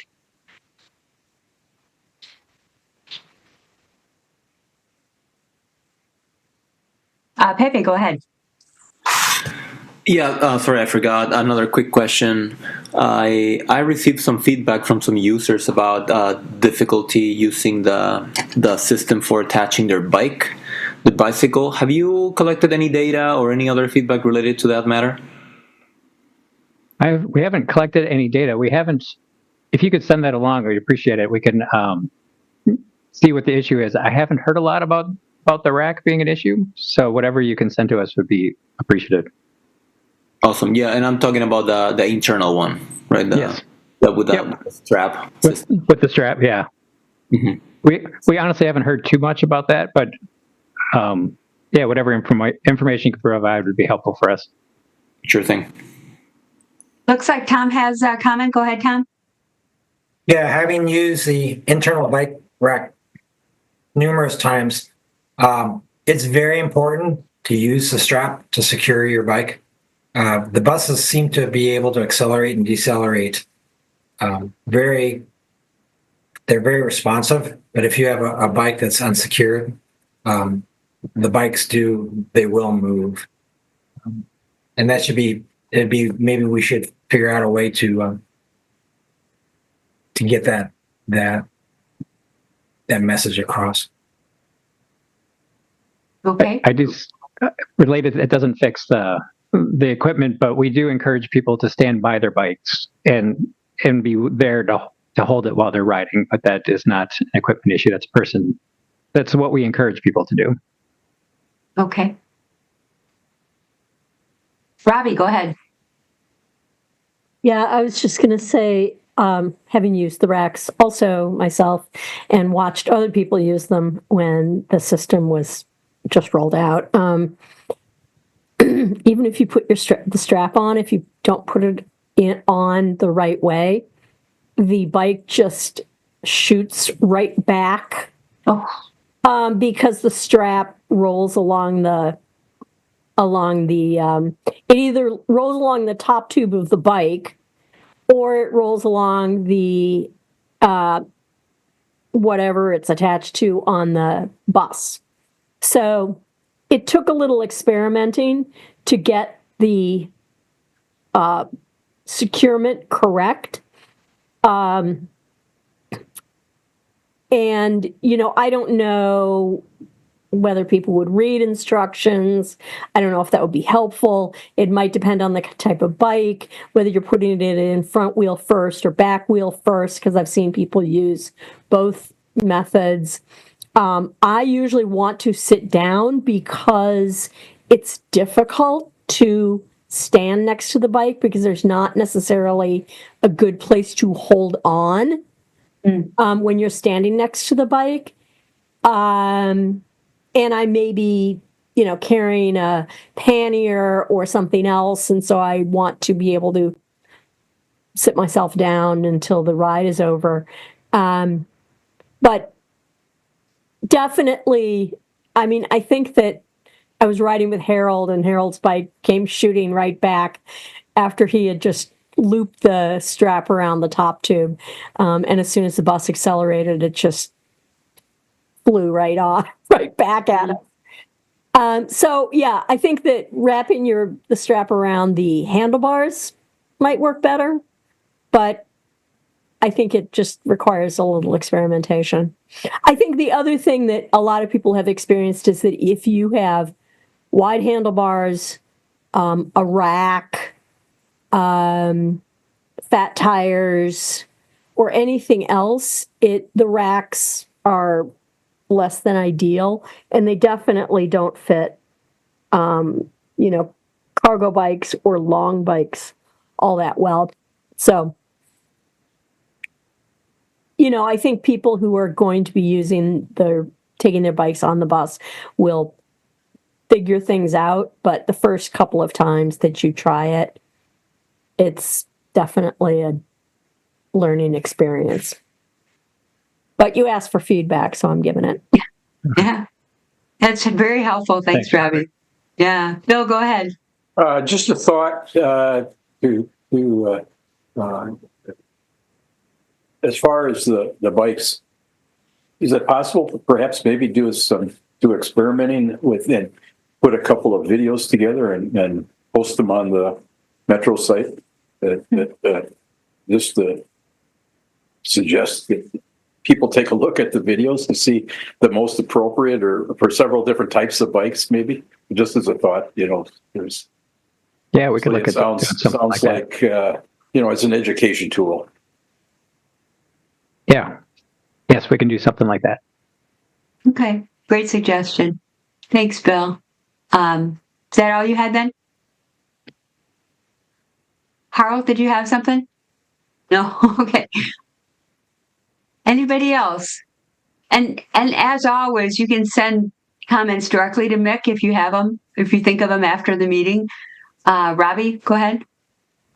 Yeah, I'm going to loop back to the ramp issue. And I don't know if this is even possible, but for some reason in the back of my mind, I thought that I had ridden some system somewhere where there was a button on the outside of the bus that signaled the driver that you needed the ramp. And I think that the platform indicates one door is the preferred door for boarding via wheelchair. And so you would only have to have it in one location. I guess you'd have to have it on both sides of the bus. But I'm sure you've got much more experience than I do. But I just, in the back of my mind, I just thought that I had seen that somewhere in some system that I had been on, so the driver would know that the ramp needed to be deployed. Thanks, Robbie. Thank you. Other comments or questions for Mick? Alder Harrington McKinney.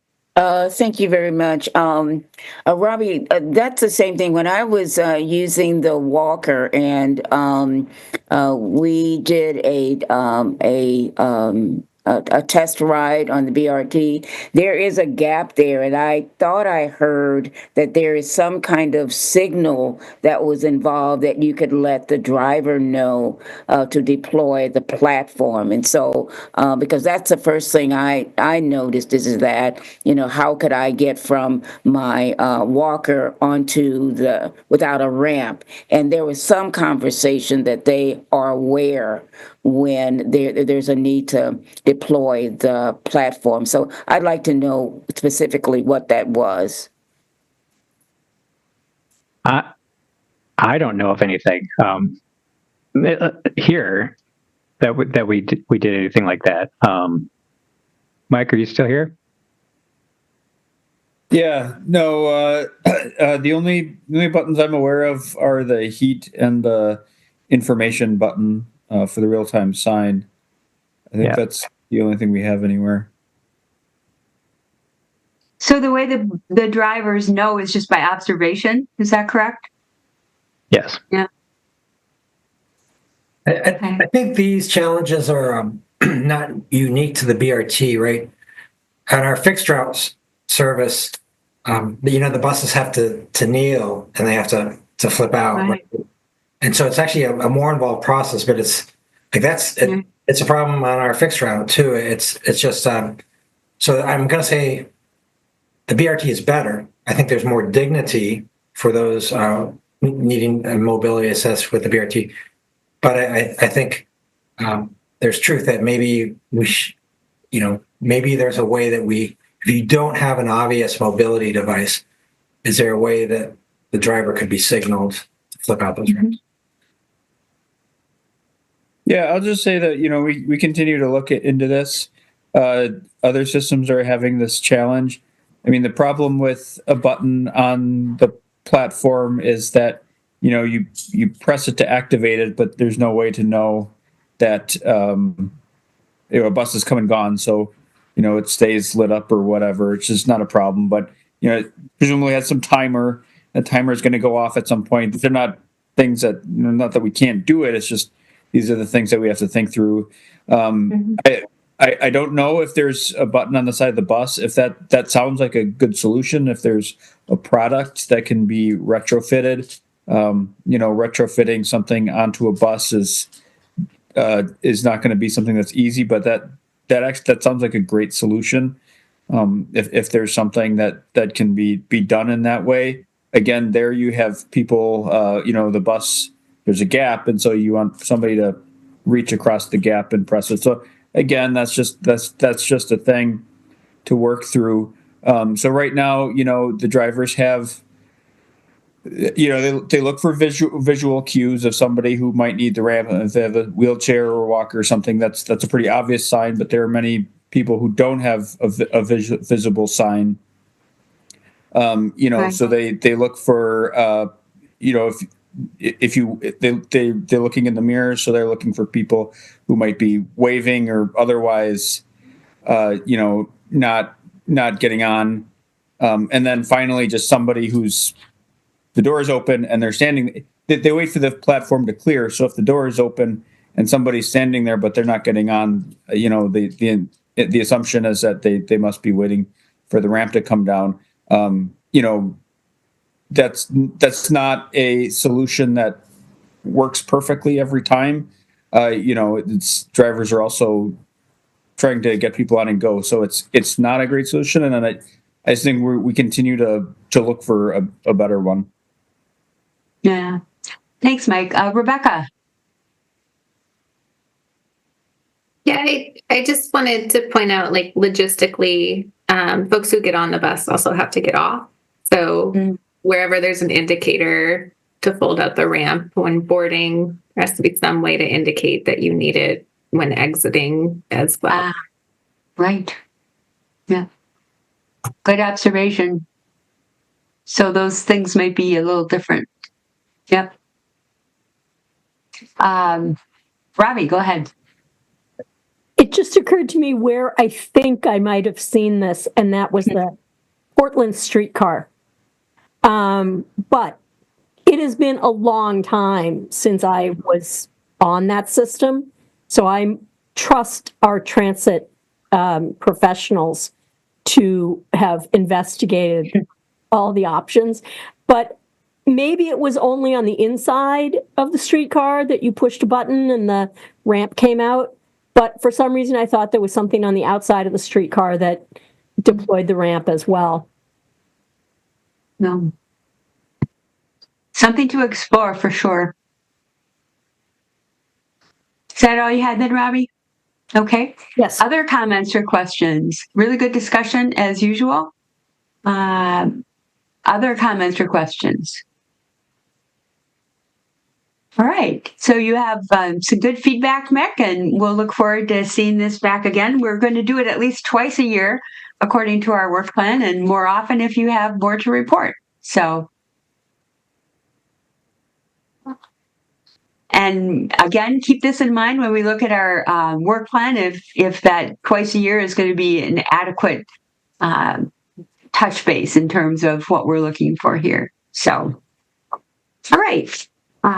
Thanks so much, Mick, and Mike and Tom and everybody, and Rebecca, everybody who had input there. Thanks so much. Tom, next is our director's report. Yeah, I think I'll just go ahead and share the screen, go through it very quickly, and then if people want to ask questions on specific bullets, they can. So I'm going to just hold on for a second. There. So one big bit of news is a fair number of staff changes that have either occurred or will occur. Renee Calloway will be retiring near the end of March. She has been so good in her position. And she's really carried a lot of weight. You know, she is active in not just our policy decisions, but also helping our projects become better projects. And so she'll be missed. Kevin Leckie, who worked for a national bike ped design firm, will be in the pedestrian administrator position, pedestrian bicycle administrator. It's a little bit different than what Renee has, but it's kind of the same area of expertise. Stephanie Cox is busy reorganizing the parking division as one of her key objectives since she became parking manager in Metro. Recently filled a new chief operations officer, Brian Mulrooney from Spokane. Traffic engineering recently filled the Safe Streets for All coordinator, and she'll start in March, and then she'll be moving to Madison this summer. And then I guess finally I announced my retirement a couple of weeks ago. So I'll still be around for about 14 more weeks, but in order for them to post my position, I needed to announce my retirement. Otherwise, it just becomes confusing. So it's been a privilege to serve as the DOT director, and I think over the last 7 years, a lot has gotten done. As far as East-West BRT, most items are completed, including the Whitney Way Mineral Point section. They our counters, our automatic passenger counters that are on our buses, are working, but they haven't been calibrated, and that calibration hasn't been accepted by FTA. But just some of the preliminary results show that the lines that represent our BRT lines, A, B, and F, are showing increases, and that's good news. We'll probably be able to give very more granular information this spring. On that same note, we've had some service challenges with the BRT, either in having enough drivers or having enough buses over the fall. That has resulted in some missed runs. And I'm going to say probably the majority of the time, they've been on time and they've been functioning. But if you were counting on one of those missed runs, right, then that affects your day and your travel. And so we don't take it lightly. I think it's stabilizing right now. The north-south BRT, we are moving forward with a 30% design, I think, we have a funding strategy. If we were to use kind of the rules that were in place over the past 4 years, it's really hard to tell what this new administration is going to be like and how they're going to, modify programs. We are in the program and we're recommended for funding, but we'll just have to wait and see. But I think we're just going to move forward, and we will have a project ready to build when we have the projects. One thing that has been really a kind of a huge focus, I'm going to say this past year, is WSDOT has been very active in the Dane County area with their projects. The I-39-90-94 project released their final EIS. They got recommended for funding by the Transportation Projects Commission, and so the last remaining hurdle probably for them would be the getting the project included in the state budget, and so that will be something they are focused on this summer. We are starting negotiations for cost sharing associated with the Hepker Road interchange. The Milwaukee Street interchange is in the plan, but it's scheduled for, in the 2040s, and so that's not as imminent. The North Stoughton Road project also had their environmental document signed. There'll be a hearing on March 28th. I've listed some of the key features of it. This project, because of its funding pot, does not need a special approval by the legislature. They have it, and so it's running about 3 months, maybe behind the approval schedule of the interstate project, but it will be constructed before the interstate project. A cost sharing agreement will probably be arranged the fall of this year, mostly for, according to their current policy, some of the bike ped accommodations on the east side. South Stoughton Road project is still in the alternatives development stage. That probably will be a focus for this commission, through several presentations over the coming year.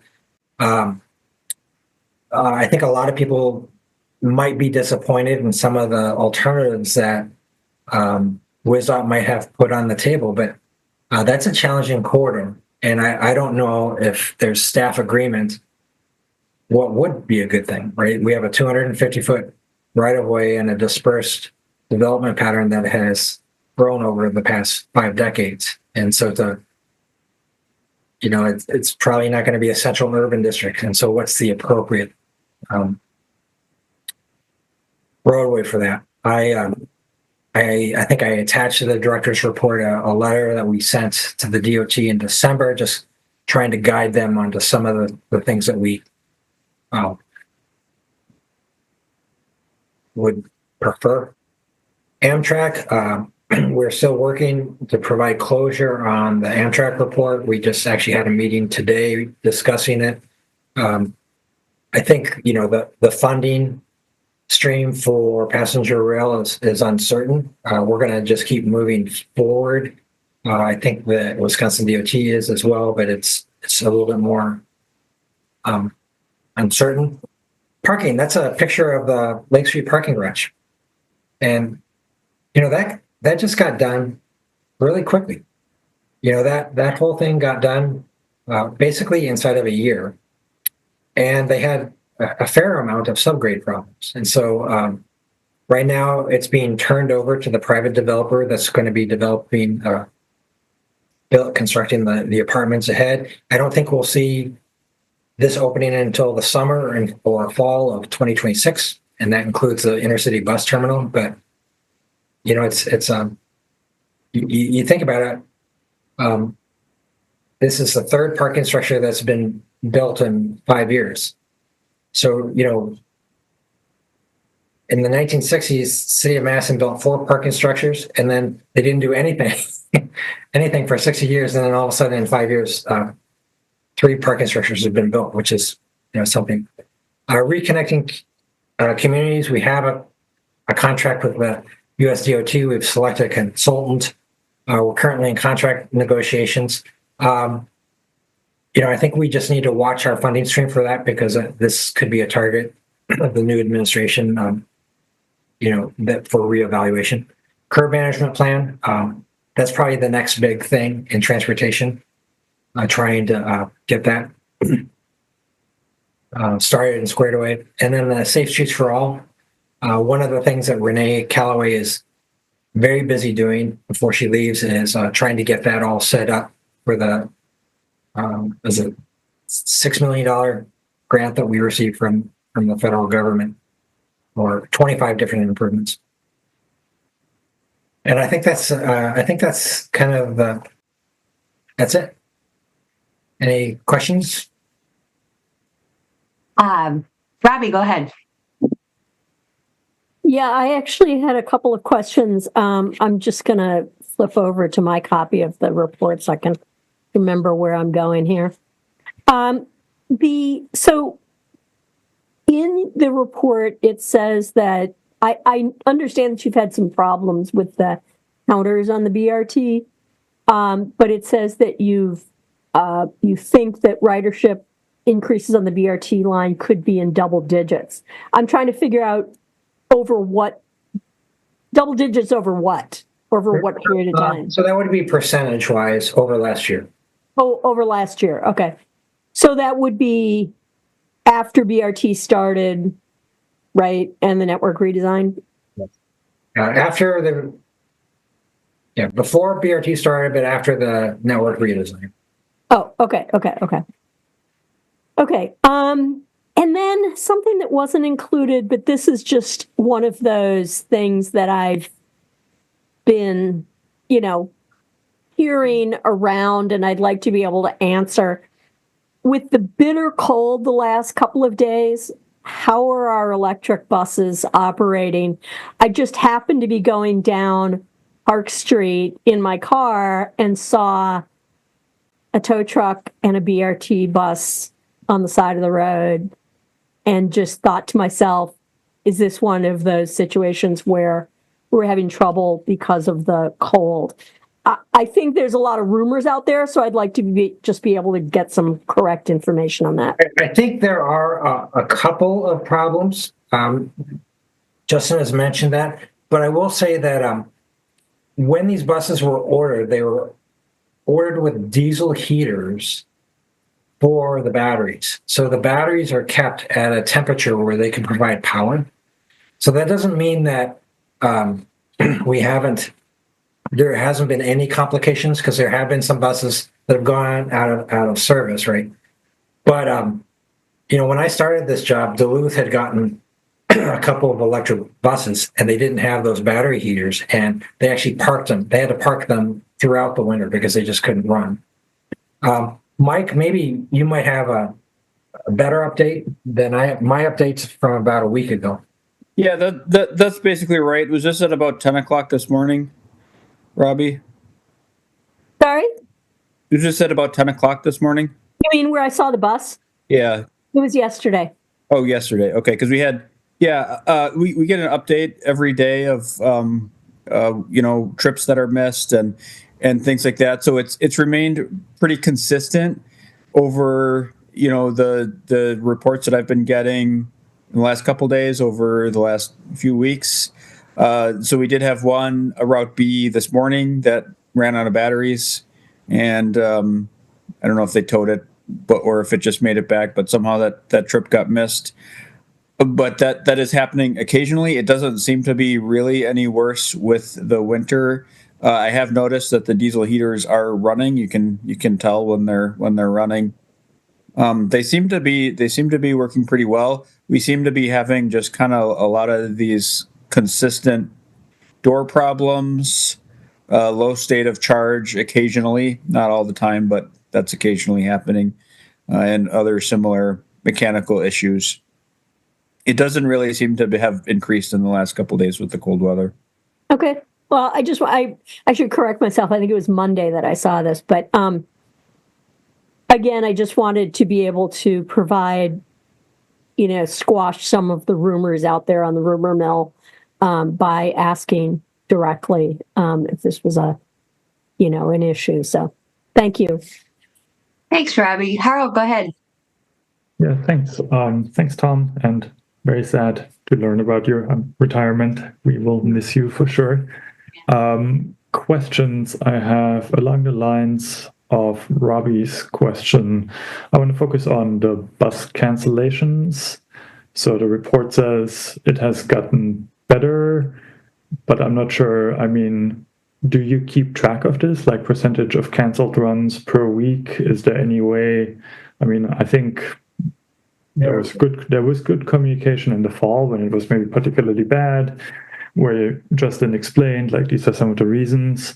But then since then, I don't think there has been any communication other than, on the website, you see like, oh, we're experiencing difficulties, check before departure if your bus is running. And so I think for us as a transportation commission, but also for the public, it would be really good to have some actual numbers to say like, oh yeah, in December, 3% of runs were canceled and these were the routes most affected. In January, it was like this. Yeah, there is a monthly metric that that Justin puts out that we do have that. I think it's in a percentage basis, right? But I think I'll give one example that's been recently resolved. But for instance, if there was a bus that the run was canceled, right?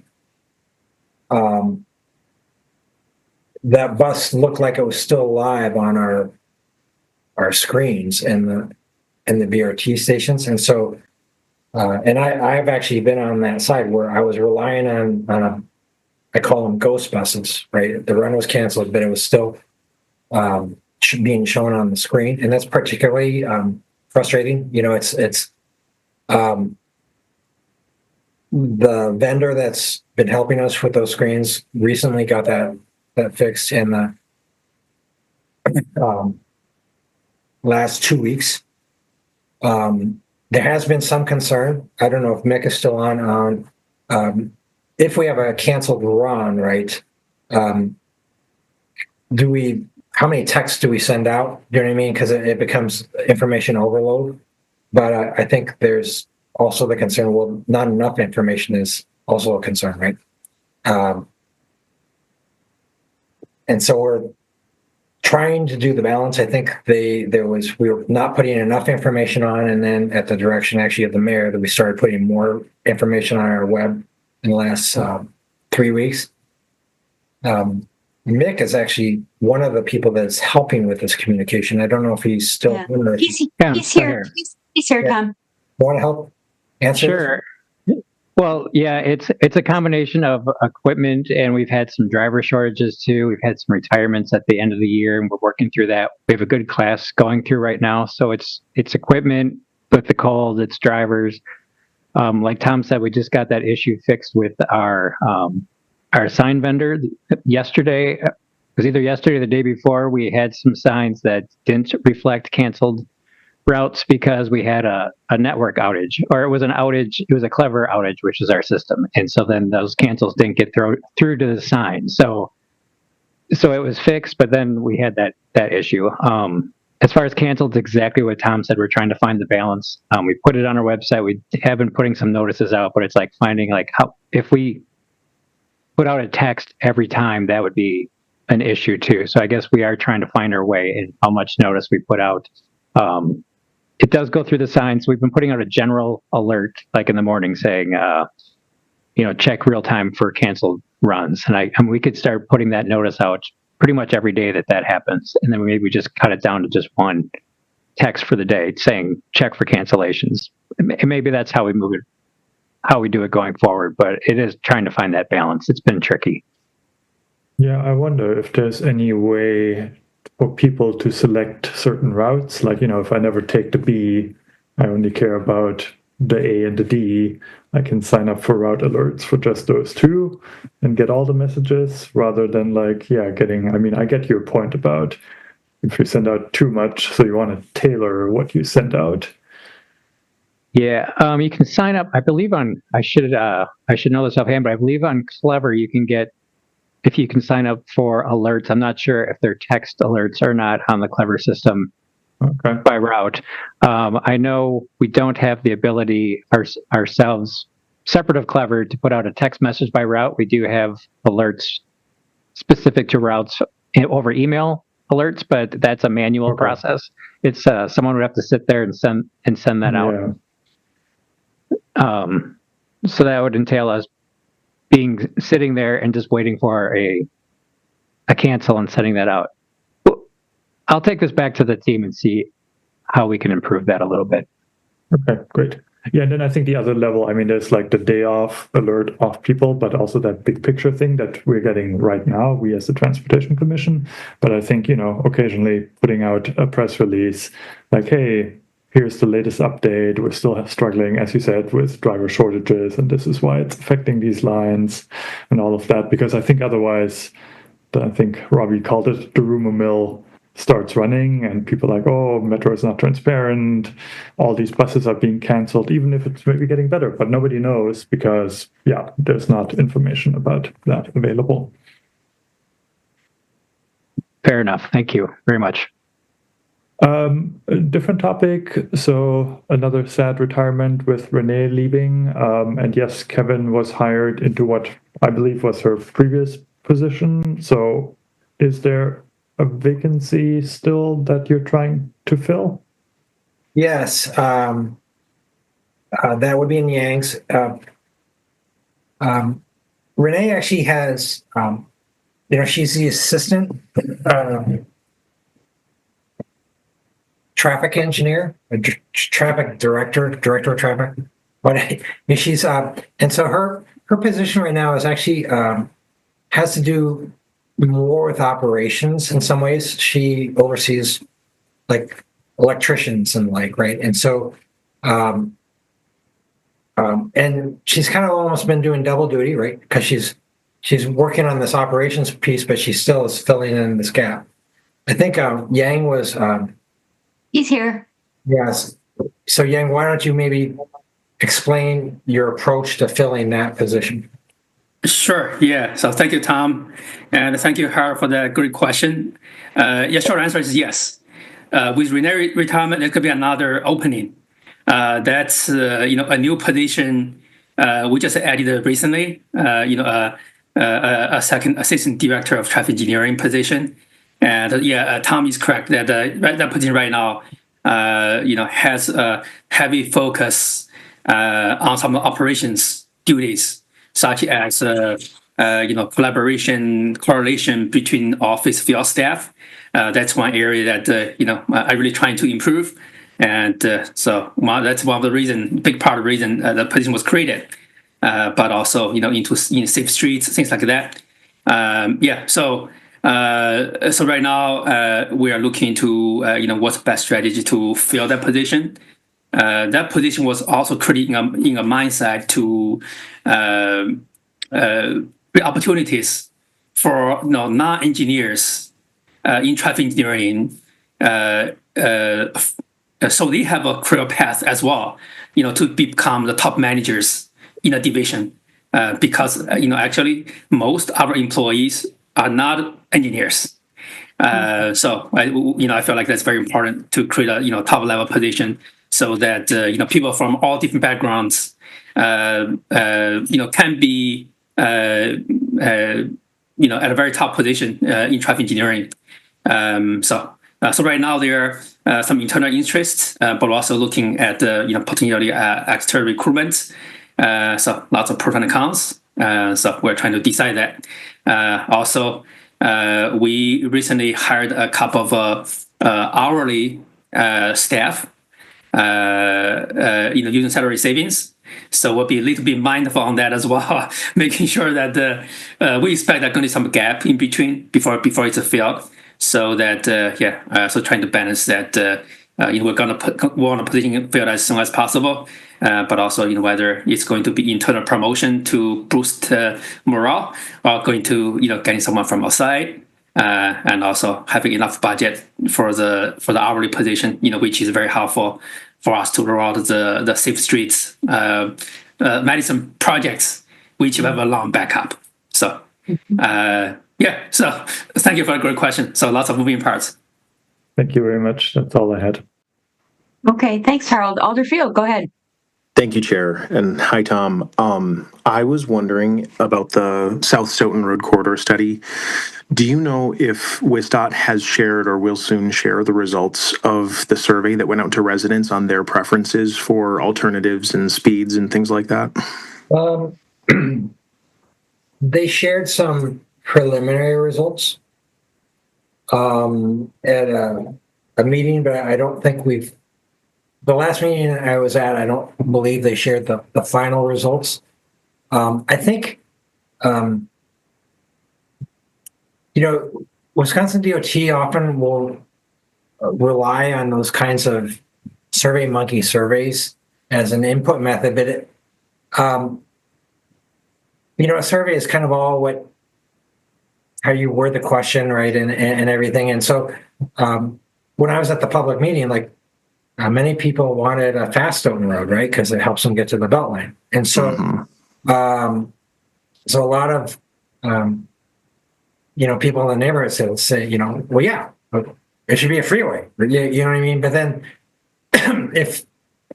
if you're one of the people that have been injured at one of those intersections or something, you would have a different thing, right? And so I think the surveys are important, but I think also kind of we have, broader, maybe more uniform desires for the city, and that we'd like to have, unless you have a fully access control facility, we'd like to see speeds that are, don't kill or paralyze people if there's a driver error. And so that's kind of a uniform thing that we have to the city. I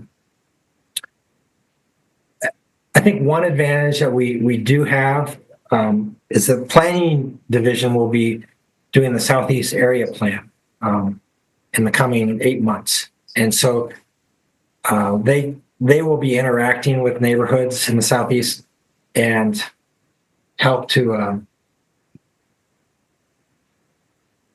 help to maybe illustrate alternatives and maybe educate on why some alternatives might be better than others, right? Like I said, there's no necessarily uniform, perfect alternative that the staff have, and we're trying to figure out what would, if this was our project instead of WSDOT's project, what would we want? I'm not sure we fully understand that. So is that that's kind of a roundabout answer to your question. So Yeah, that helps. Thank you. I anticipate similar trends in the results. That's exactly why I'm curious to see when they come out and how much WSDOT plans to use them to justify their decided alternative. But I can wait for that. All right. Thank you, Tom. Thanks, Alder. Yang, go ahead. Thank you. I want to add a little bit to that. So I just happened to met some of the team members working on the Stoughton Road project, working for WSDOT today at a different meeting, and asked about that same question. And I was told that they actually now get more survey results, actually doubling what they had before. So it looks like they're planning to make those public very soon. So hopefully we'll see the updated results on that. Yeah, thank you. Thanks, Yang. Other comments or questions for Tom or Yang or anyone? And I just want to say thanks to Tom and Renee for their many significant contributions to the city. You will both be missed very much when you retire. And we are planning more formal recognition at future TC meetings for both Tom and Renee. So watch for that. And welcome to Kevin and Brian and Jessica. And we'll look forward to connecting with them at future meetings. So any other comments? Okay, and Joan, Lynn, sorry. I know somebody named Joan Olson, so I have to work on that, Lynn. I have to work on that. So we had Alder Harrington McKinney and Chris McCahill had to drop off for other meetings. So you now are able to make motions and vote as the second alternate. So both Kaylee and Lynn are able to make motions and vote at this point. Okay, so we move on to item number 6, which is West Washington Avenue as Southwest Commuter Path. And I know that we do have people registered to speak on this. So Tom, we'll hear from you, and then we'll hear from the public, and then we'll have comments and questions from staff and alders. Okay. Yeah. Hi, everyone. I'm Tom Moore, traffic engineering. So I'm here today to talk about West Washington Avenue at the Southwest Commuter Path. I'll try to quickly go through this presentation. I did add some information from the time that we attached the slides to Legistar, just to let you know. But I'll go through some background. We'll look at the tests that we have out there today, look at the traffic volumes, the railroad concerns, and then we'll give our recommendation and look to the next steps. Okay. So we're talking about West Washington Avenue at the Southwest Path. So this is between Regent and Bedford. That's labeled incorrectly, but I think everyone's familiar with it. There are bus stops on either side of the path. The path crossing is very close to the railroad crossing. There's a few driveways nearby. And in these bus routes are the E and the 75. The E goes to between the Capitol and the southwest part of the city, and then 75 goes to the Epic campus. So here's just some dimensions and some background. Curb to curb, the entire width is 84 feet. There's a 20-foot center median. We've got the overhead RRFBs, flashers. It's not, this portion of West Washington Avenue is not a truck route. It's not part of 151. In the Complete Green Streets Guide, it's classified as a boulevard, which is basically how it's laid out right now, 2 lanes each direction with a median. It was last resurfaced in 2018. We've kind of got concrete from Regent up to the crossing, and it's asphalt inbound from there. So the curb is in really good condition. The pavement's in really good condition. This is just information on the Complete Green Streets Boulevard street, which is basically how it's designed today. So background on the RRFB that's out there right now. We installed that August 25th, 2017. That was around the time when we were installing some of our earlier RRFBs. There was a couple crashes prior to that. We installed this one and the RRFB at North Shore right around the same time, that late August 2017. It's push button activated. As soon as you push the button, the RRFB starts flashing, and that flash covers a pedestrian from one side of West Wash all the way across the median to the other side. So it's 30-second flash.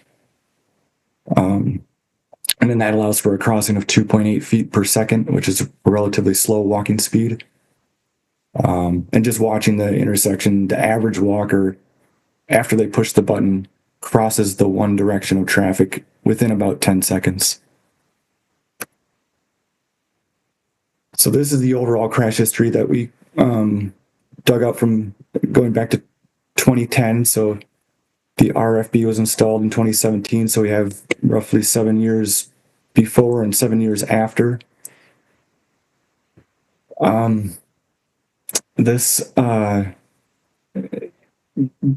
We were alerted to this when we had some recent bicycle crashes and serious crashes. So we looked back at the crash history to try to see what was going on, just investigate a little bit, and basically found that after the installation of the RFB, crashes, especially for bikes, increased. So that's this last column here, is if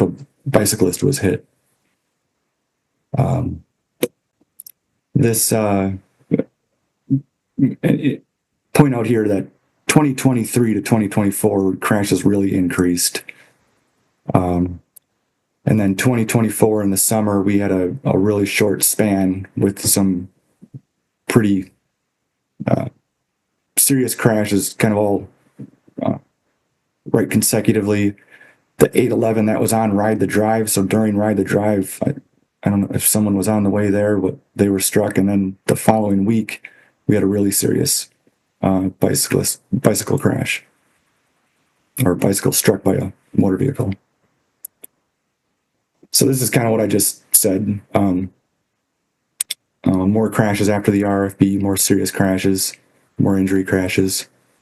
We have not located any crashes involving the railroad tracks or striking any of the railroad gating system.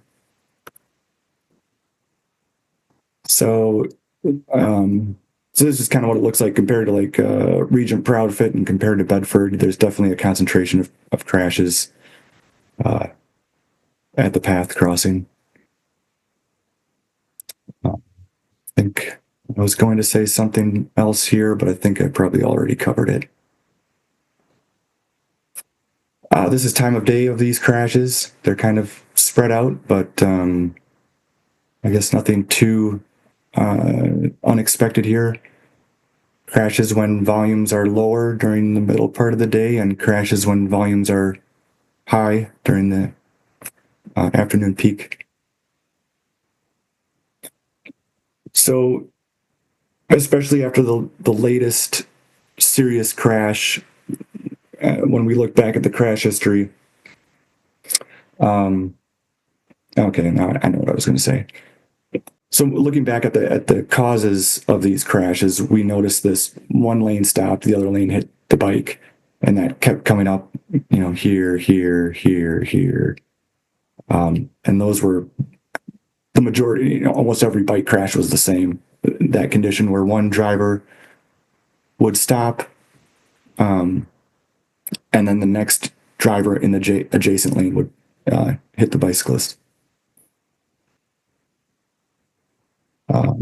So that's that dual lane threat. And this just kind of shows that. So this is the field of vision for the second driver that's driving up. The first vehicle blocks the vision of the person in the crosswalk, and then the second vehicle strikes them as they're crossing. So with our test,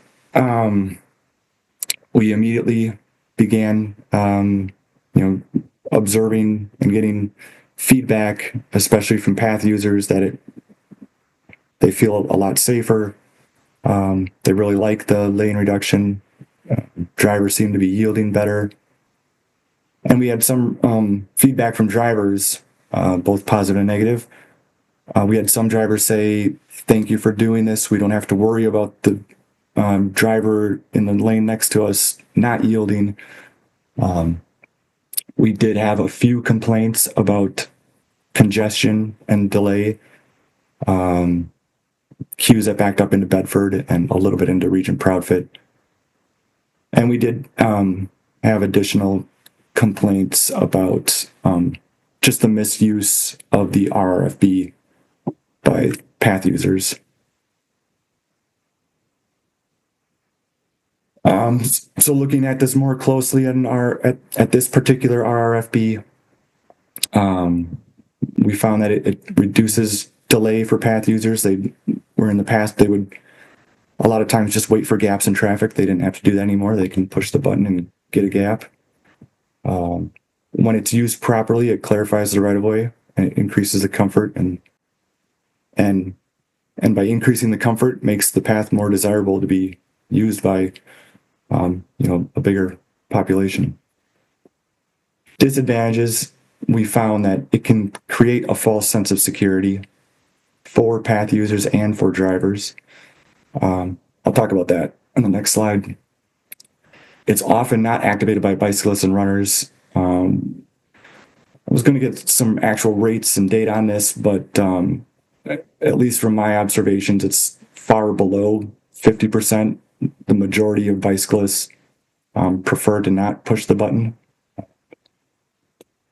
And it's pretty much the same thing with runners because they get through so much quicker than pedestrians. They just choose to not push the button.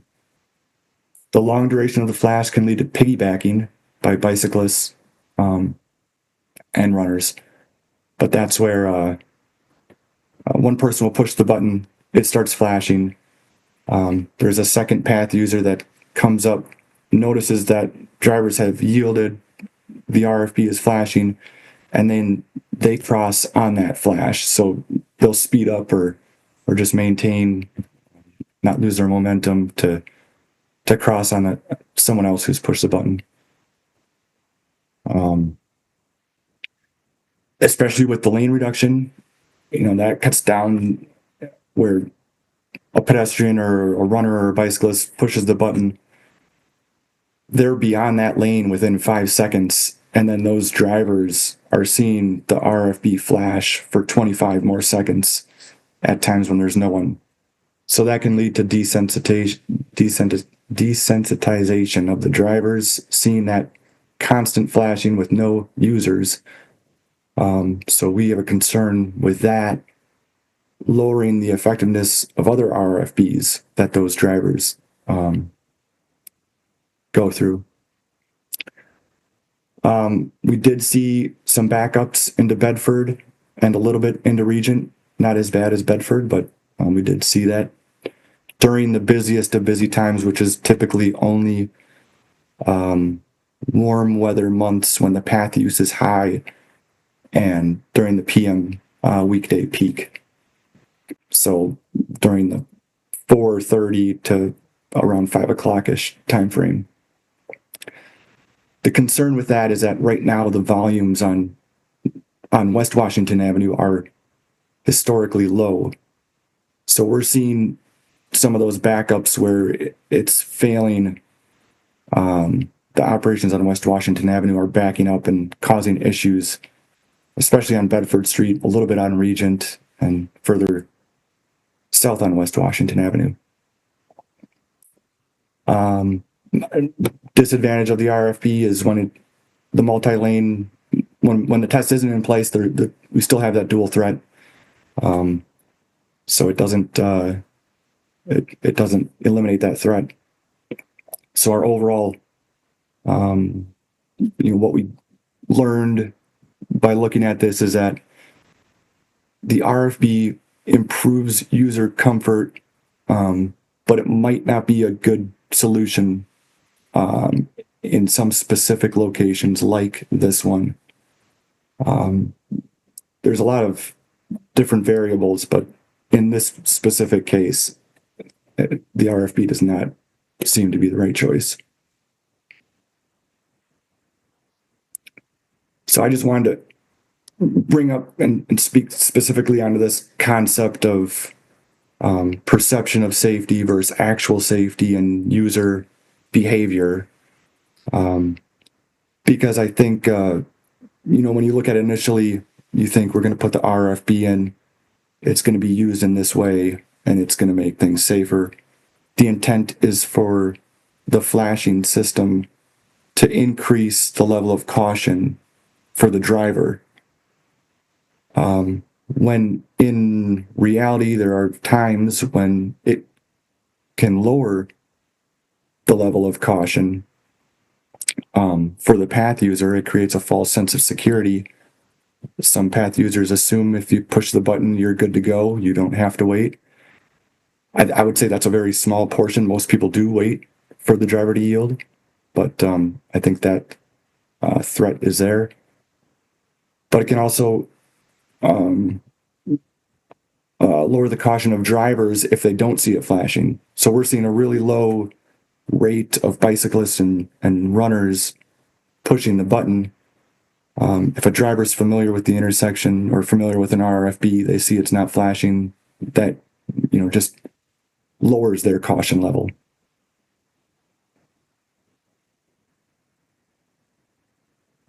So the big concern here with the lane reduction is future volumes on West Washington Avenue. So we collected the volume here, this 13,500. That was this fall. But if you remember, West Washington Avenue was under construction between Broome Street and Fairchild Street. So there was probably a little bit less traffic. This graph below shows the historical volumes along West Washington Avenue. During this reconstruction in 2021, you probably remember it used to be a kind of a center line dash with no lane markings, and sometimes it was driven as 2 lanes in each direction, sometimes 1. And this reconstruction is when we clarified the lane markings, added the bus only lane and the buffered bike lanes. And then, of course, COVID and work from home has led to quite a bit lower volume than what we typically have had on West Washington Avenue. But I think for me, the bigger concern is the John Nolan Drive reconstruction project that's going to be starting this October. So this October, we begin the first phase of John Nolan Drive, and it will be down to 1 lane in each direction. And that project is assuming a 45% diversion of traffic from John Nolan Drive to other streets. And the way I would look at it is, well, 45, it's a lot easier to do 50% diversion. So I would say 50% diversion, maybe 25% is coming from the west side, 25% is coming from the east side. And so we'll divide up that way. So let's say we get an increase of 25% of people using this route, or at least maybe, 25% increase on like Fish Hatchery Park Street. I think a lot of those people are headed to the campus area. So maybe we'll have a divert, divide this in half where half goes this way, half goes this way. So maybe we're looking at a 10% increase on West Washington Avenue. That would put us at closer to where we were in the past, 17,900. I would expect it to be around there and maybe a little higher in the outbound direction in the afternoon, because if you think about workers commuting from the Capitol downtown area, it's going to be very difficult to go outbound on John Nolan Drive. And for 2026, North Shore Drive is going to be completely closed to reconstruct that portion of the intersection with the railroad crossing. So during that time, we have to make a lot of assumptions about traffic diversion and where traffic is going to go where. But I would expect a lot more traffic to use West Washington Avenue, just because there aren't going to be many other options. If you think about peak hours and what Regent Street and Johnson and Gorham University Avenue look like, they're already pretty much operating at capacity. So the traffic's got to go somewhere. And we think the additional traffic will likely go to West Washington. Now, looking at the volume on the path, one of the questions we got was, well, crashes have increased, but if volumes have increased, maybe the crash rate has stayed the same.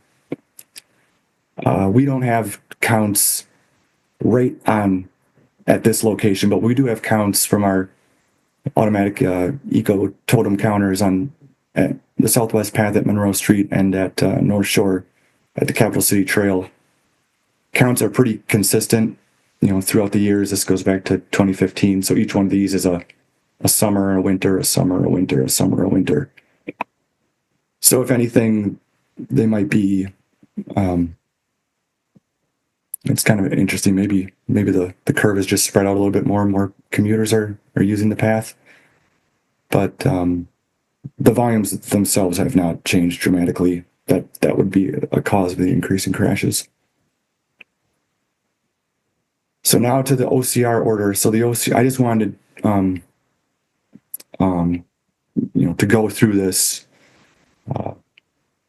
Reading the OCR order, it's pretty clear what their reasoning is, even though we might not agree with everything they say.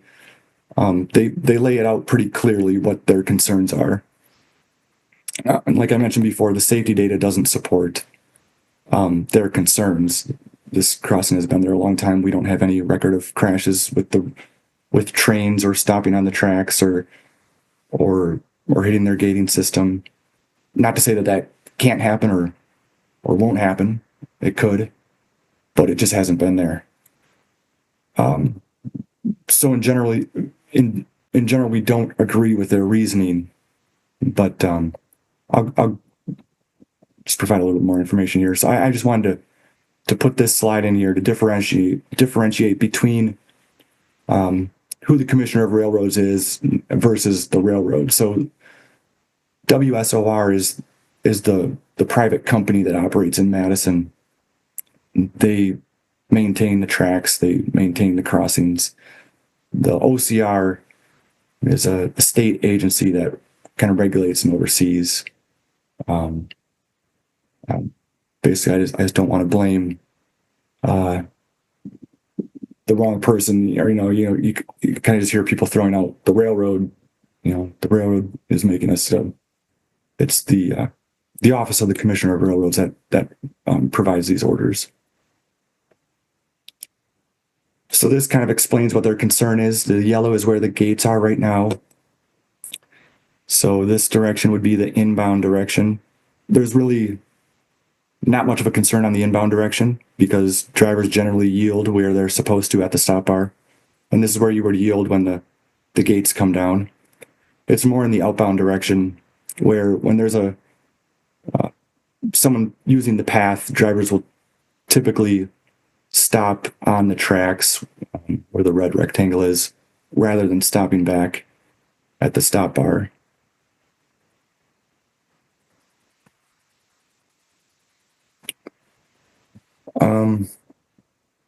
Again, we generally don't agree with this opposition. They're opposed to any RRFB at adjacent to any railroad crossing.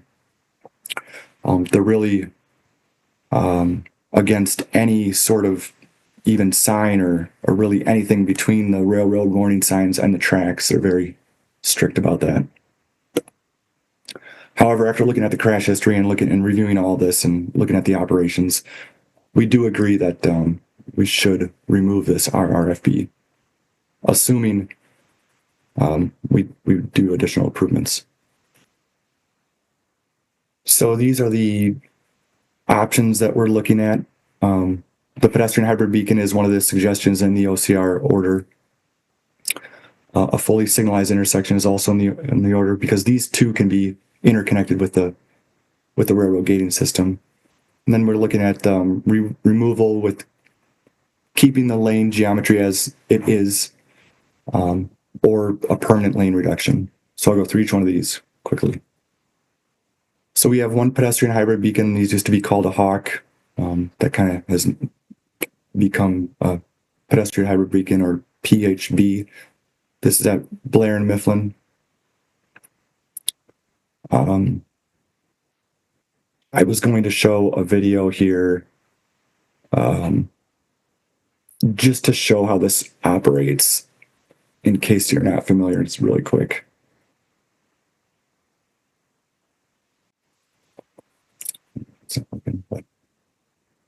So the pedestrian pushes the button. They'll come up with the don't walk symbol or signal. The light flashes yellow, which alerts drivers to stop, and then turns all red, and then the pedestrian crosses.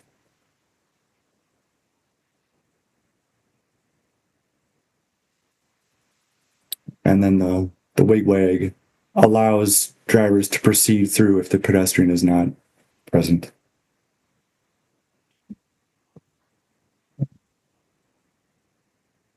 So we can interconnect that with the railroad. It's not very common, this scenario where a crossing is parallel to tracks. I looked for comparable situations, couldn't really find anything, but overall good driver compliance. And we think it generally works in certain situations if the pedestrian volume is low. which of course is not the case here.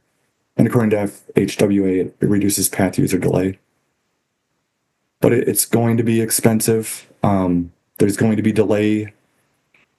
It's just kind of a long operating system where you push the button and you've got to wait. We think there's going to be low compliance with this by path users. Again, not great for high volume pedestrian location. In general, confusing to drivers. Legally, drivers have to stop and remain stopped under the all steady red portion of the signal phasing. Whereas with an RRFB, legally that's just drawing attention to the crossing. It's not, you can proceed through while it's still flashing. With a PHB, you cannot legally proceed through while you're getting the steady red. You can proceed through on the wigwag red, which is interesting because that's kind of the opposite of what the railroad wigwag is telling drivers. So the railroad wigwag is, I'm sure you've all seen, it's telling you to stop and the gate's coming down, and then we would have this one, same kind of configuration, telling you the opposite thing, which it just seems really confusing. And different cities come out with graphics like this that are just kind of, if you have to come up with a graphic like this, it's probably a little bit too confusing. And we've got, many signs, and a lot of cities do this. This is kind of the standard sign: stop on red, proceed on flashing red when clear. It's just a lot. For someone unfamiliar with it, it's not great. So the fully signalized intersection, we can interconnect that with the railroad gating system. We haven't looked into that yet, but that can be done. We have generally good driver compliance with signalized intersections. Not to say that drivers don't run reds, and that does happen, but generally good compliance. Good path user compliance. I think this one is, could be debatable with the runners and joggers and bicyclists and, the faster users. But I think it comes down to how the signal is timed and the detection, different timings during different parts of the day, different detection that we could use, advanced detection to call a green light for the path users during those lower volume times. I think the best part about this is that it's a clear distinction of the right of way. There is no ambiguity about who's supposed to go. And it would allow us to keep the 4 lanes on West Washington Avenue, which is the concern with the diverted traffic I mentioned. Cons, it would add to path user delay during the peak times, where right now you pretty much get up to it, and if drivers aren't already yielding, you can push the button to get them to yield. In this situation, it would probably be, during those busy times, it would likely be on a timed phasing where, during the PM peak, we would just have a certain green time for West Wash and then a certain green time for the path. It would be expensive. We don't have exact estimate, but it would be, depending on how much we could reuse of existing infrastructure, it could be, upwards of $300,000, maybe more, depending on difficulty with the railroad interconnect. But that's something that we would have to dig into. This is the warrant for pedestrian peak hour for signalizing an intersection. So we're well above the warrant during summer days, and one thing we notice is that the volume of path user traffic for Kohl Center events, it's extremely high, even when it's extremely cold. So here's just a comparison of other signalized intersections. So here's East Campus Mall at University Avenue, and all of these that I'm going to show are from the time we installed the RFB on West Washington Avenue, so August 25th. So just a couple crashes on both West Washington Avenue and West Johnson Street. You can see we had more crashes where the RFB is on Dayton Street with a much lower volume on Dayton Street. Monroe Regent.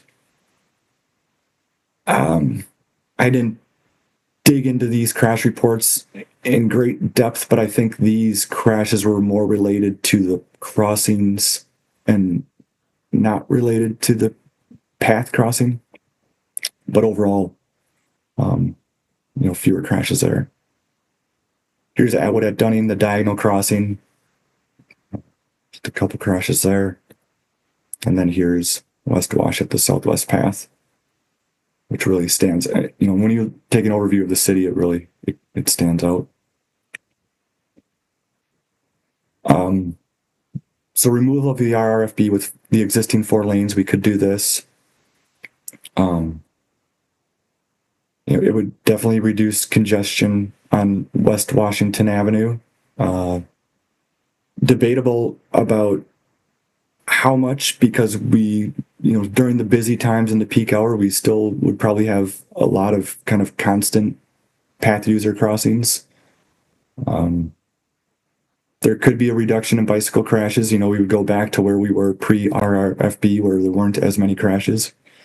This is definitely the most inexpensive option. Could be done right away. We would still have the dual threat. It would be uncomfortable for path users, lower yield rates by drivers, extra delay for path users, and then rear end crashes would still be an issue. We saw that prior to the RRFB. We could go with a permanent lane reduction and removal of the RRFB. This would remove the false sense of security that the RFB provides, removes the dual threat. There would be a reduction in crashes, a much easier crossing. We could, widen out the median to provide extra space there, kind of treat as 2 crossings. It would still be uncomfortable for path users. Again, lower driver yield rates than for pedestrians than with the RFB. There'd be shorter gaps because we'd have a lot of traffic on West Washington Avenue. Some pedestrians or path users prefer to wait for the gaps. They would basically be waiting for the gaps in traffic platoons, which would be fewer. We would likely see the most congestion with this. It would be similar to today. There would just be a lot of congestion.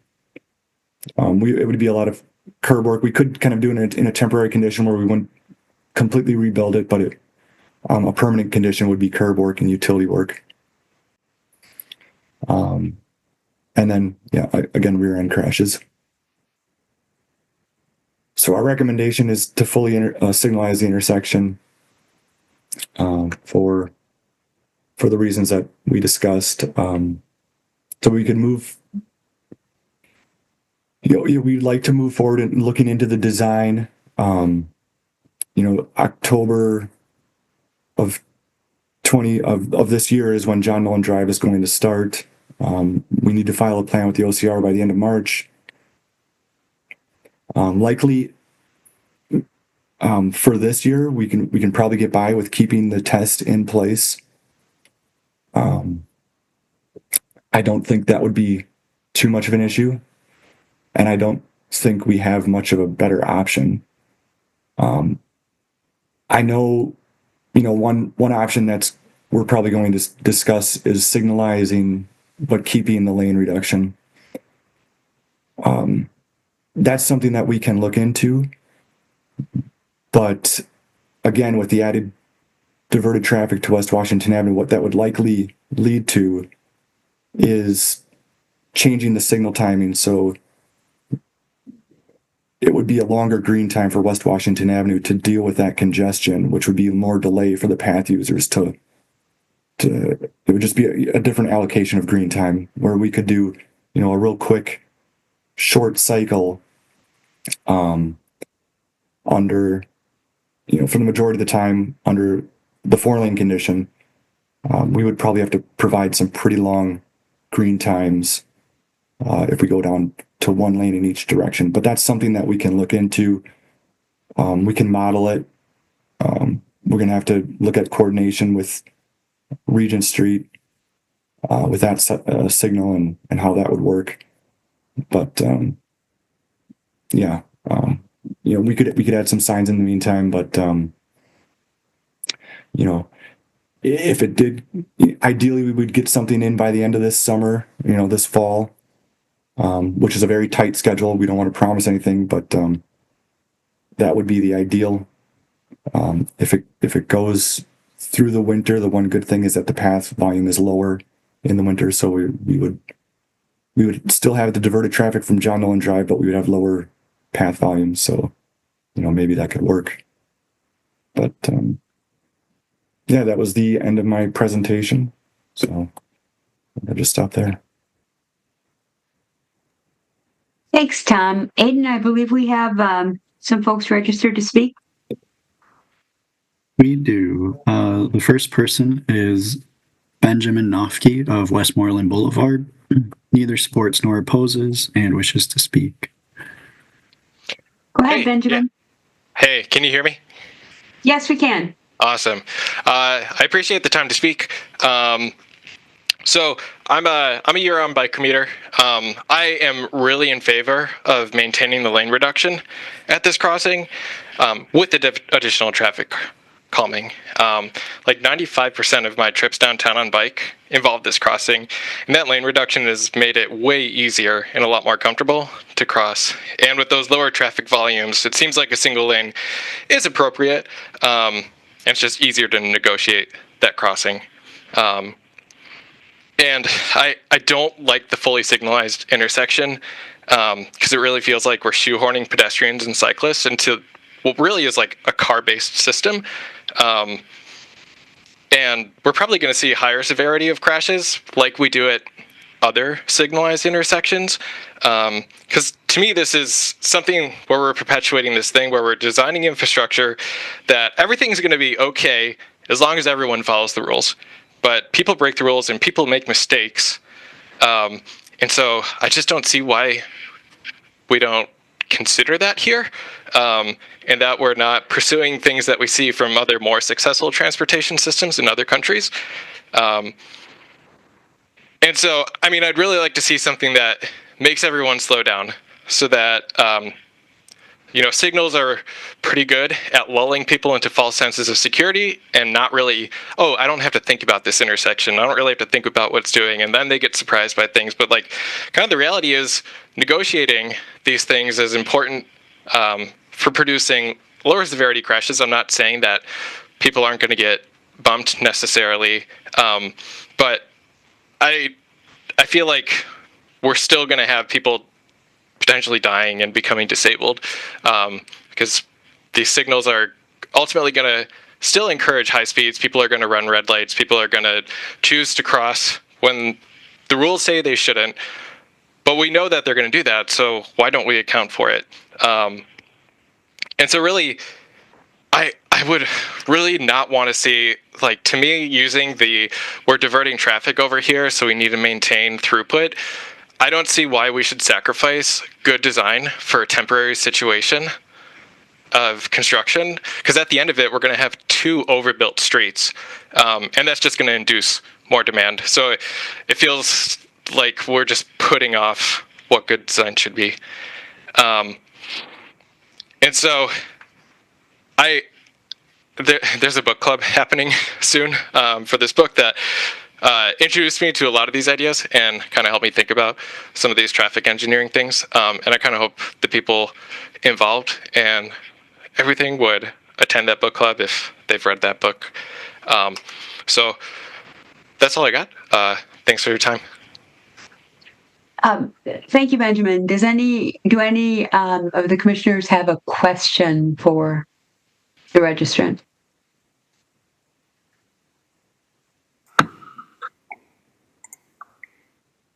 Pepe? Yes, thanks, Chair, and thanks, Benjamin, for showing up and sharing your perspective and thoughts. Would you mind elaborating more on when you mentioned positive experiences that have been implemented in other countries and other places? Do you have anything else to share on that by chance? Oh, yeah. So, I mean, I think about like the Netherlands, where they have a lot of grade separated crossings for things where it's like, and a lot of narrowing. So it's like very clear that like the design forces people to slow down, to take in their surroundings a little more. So that way, like, oh, I can see this person's coming at this crossing, and it gives the cyclists and pedestrians like a little more negotiating power too, to make that crossing, because it's just a much lower speed situation. Thank you. Thanks, Pepe. Thanks, Benjamin. Anybody else have a question for the registrant? Okay, thanks very much. Who else do we have, Aiden? So next we have Benjamin Wolma of Lakewood Gardens Lane opposes and wishes to speak. Chair, I don't see Benjamin Wolma, but I see an Amber Wolma. Okay, there's a hand up there. Amber, is that Benjamin? Yes, that's me. We're really bad at Zoom. I'm even signed in under my own account and it says Benjamin there, but we're really bad at getting her name off the screen when she's not the one using it. Okay, go ahead, Benjamin. All right.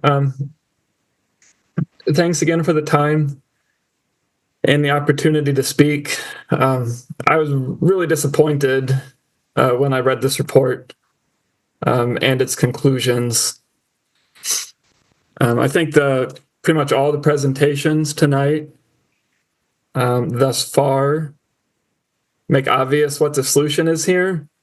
The wonderful rapid response to a temporary solution that you all implemented was wonderful, encouraging, and again, I think this whole meeting has highlighted why that's the obvious solution. So just a few main points. I'm really confused about the emphasis on needing to maintain 2 lanes on West Washington Avenue. When West Washington Avenue goes to 1 lane before Bedford inbound. So, I mean, it's technically already a 1-lane through street with one of the most confusing conversions from 2 lanes to 1 in the city. So I feel like if we implemented a permanent 1-lane situation here, it'd make navigating that right turn only lane much easier, the transition to the bus only lane east of Bedford easier. And I don't go through there anymore. I used to be a driver for FedEx Express, and I drove through that area very often. But it seems like we should be talking about how we can make West Washington Avenue 1 lane starting west of the Regent Proudfoot Street intersection, where there's a really long runway for people to merge. And then we don't get that bottleneck of what I assume are failed zipper merges, causing traffic to back up to Regent and Proudfoot with the temporary solution. And then also same thing to Bedford. And, once again, if it's just 1 lane along West Wash when people are turning in there, like it is east of Bedford, the traffic can flow smoother. And that kind of leads into following up on Ben's point. If speeds are slower, navigation is easier for everyone. It's like with the roundabout, everyone's able to keep moving. It's slower, comfortable, and there's less need to stop for as many people. And I don't know, it's late and I'm rambling, so I'll try to finish up quickly just by saying even Tom's presentation, I think, made pretty obvious what safety-oriented solution is. I've enjoyed being able to attend lots of city meetings for a while. And I'm also a year-round bike commuter, and my kids bike through the city, have biked through this intersection because of the great work you all do, because Madison's trying to implement Vision Zero. But I've been routinely told by different officials that vehicle throughput and access is a priority. And I've been told that people believe that we can balance vehicle access and throughput with safety for all road users, which I disagree with. But even if that's true, this recommendation seems to explicitly be trying to mitigate the effect of catering to vehicles and fails at maintaining any sort of balance, if balance is even possible. So again, thank you for everything you do, and I don't mean to come off disrespectful and rambly. This is just particularly perplexing and disappointing. So thanks a lot for the time. Thanks, Benjamin. I didn't think that you were disrespectful. So comments, yeah. I have to add in one thing. I'm sorry, I had written down. I was kind of late to the meeting because I was walking from the First Street BRT stop, so I got to see firsthand the issues with signal timing and pedestrian timing, waiting for cars to stack before I was legally allowed to cross the street so they could then have a green light to turn through us. I saw 3 vehicles run red lights, 2 turning onto First, and then 1 turning from First Street onto Packers. And so even just that small bit was an example of why I think signalizing 4 lanes is not safe. So thank you. Sorry. No problem. Anybody have any questions for Benjamin? Harold, go ahead. Yeah, thanks for coming to the meeting and speaking. I just wanted to know, what would your preferred solution after having seen the presentation for the design of the intersection be? My preferred solution would be a permanent 1 lanes. And then with the yield signs that were shown, I think in one of the last slides, just a yield to bikes and pedestrians here. So the combination of having a narrow lane for a long stretch will help slow things down for lots of drivers.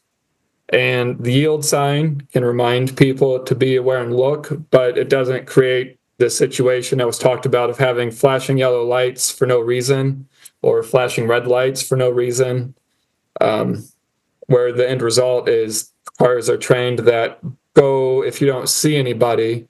And it's really easy not to see anybody when it's there. I mean, I've almost hit people driving myself because if someone's tracking a blind spot with an A-pillar, you're moving closer and closer and never see anybody until someone remembers to lean forward or back or tilt their head.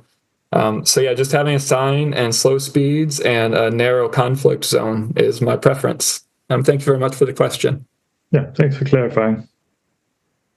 Thanks, Harold. And thanks, Benjamin. Anybody else have a question for Benjamin? Okay, thanks for coming, Benjamin. Who else do we have, Aiden? Dan Pensinger of Forsythia Place supports and wishes to speak.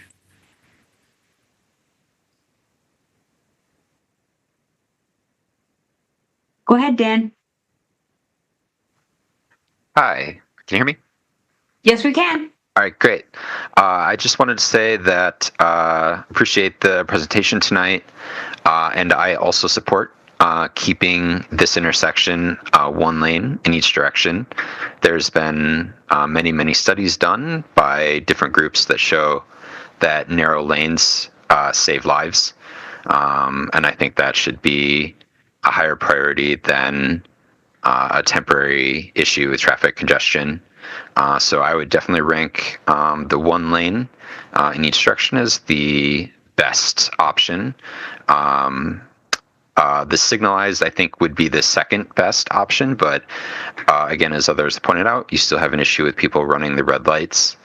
The Hawk crossing has that same issue with people running the reds, but then also has an issue where at the later part of the signal, the path user is going to see, a countdown, and many path users are still going to try and cross while they have that countdown that's not a complete stop. And at the same time, the motorists are going to start getting the WAG signal, which if they're familiar with this hot crossing, they interpret as permission to go forward. And so again, you still have that issue with the second user of the path being hit by a motorist. And then the worst option is to have, again, the 2 lanes in both directions with no signal either way. So just to recap, I think the narrowing of the lanes is the best option, having the yield sign but not the RFB, and that's going to be the safest option for path users who are the ones in the most jeopardy here. Thank you. Thanks, Dan. Did anybody have a question for Dan?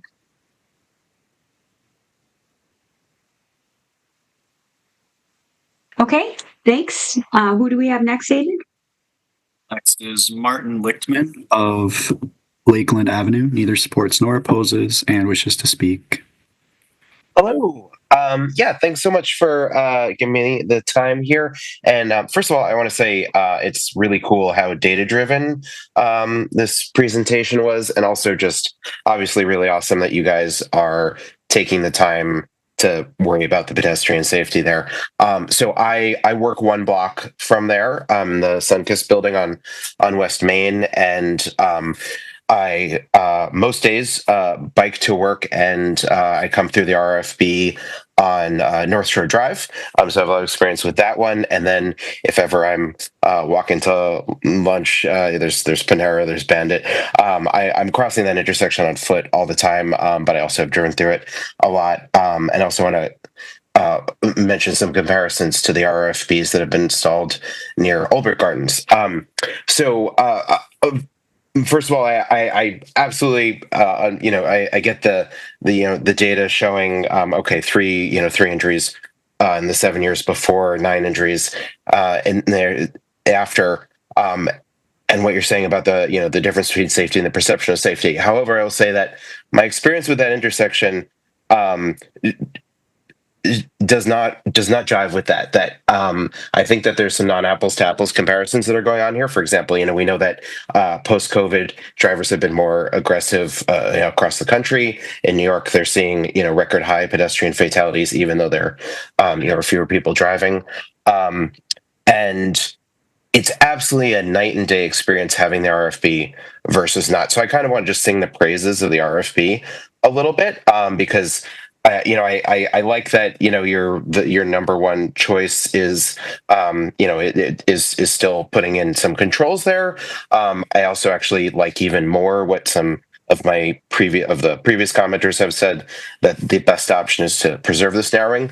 But the fact that you still have on that bullet point list as a possible option removing the RFB and going back to 4 lanes, what that does is, you say, okay, it removes the false sense of security, but it puts pedestrians back to second-class citizens, where the way that you're crossing now is you're skittering across, right? Like a, scared cockroach or something.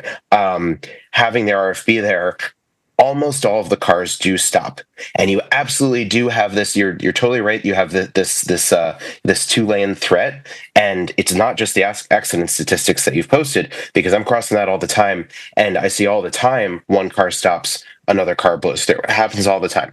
And so you're super right about that, but that's not the fault of the RFB. I think the conclusion you're jumping to is that the RFB is causing that.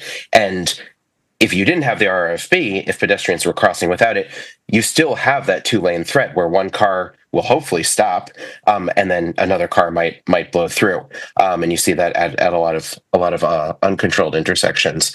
I also think it's really weird that the Railroad Commission is suggesting that removing the RFB somehow removes the problem with people stopping on the tracks, because that implies that then cars don't need to stop for pedestrians. And that's crazy that's their recommendation, right? Because that's what they're saying, is remove the RFB, and then cars can just keep going, which is obviously not the right conclusion there, And I've seen, the same problems, at North Shore Drive, but also the same really night and day experience where I know these intersections before the RFBs went in and after the RFBs went in, and it's just such a humanizing experience to have that. And then you've got over near Olbrich Gardens, where they did the reconstruction on Atwood. There was a crossing there that used to have some of those orange flags that you'd pick up on one side and walk across, waving those, attempting to get cars to stop. And I got to say that, and now there's an RFB there. And so the comparison between those two, when it's the pedestrian holding the flag, it actually makes cars angry. And they often speed up. And if they do stop, they gun the gas, when you finally get out of the way, because it's sort of this antagonizing thing where the human is telling them to stop. But when it puts the authority on this third party of the light, a lot of cars listen to it, and it's really a lot better. So I guess that alarm is maybe for me, so I'll stop talking. That's right. That means your time is up. All right, thank you. Thank you so much, Martin. Comments or questions for Martin?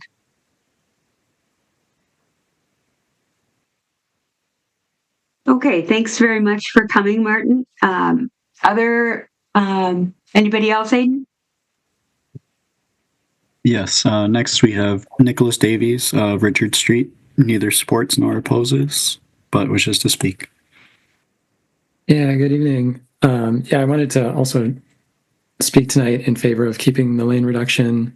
We tried what would happen if you have no traffic control here and the dual lane approaches, and we saw what happened with that. We tried having dual lane approaches with an RFB, and we saw what would happen with that.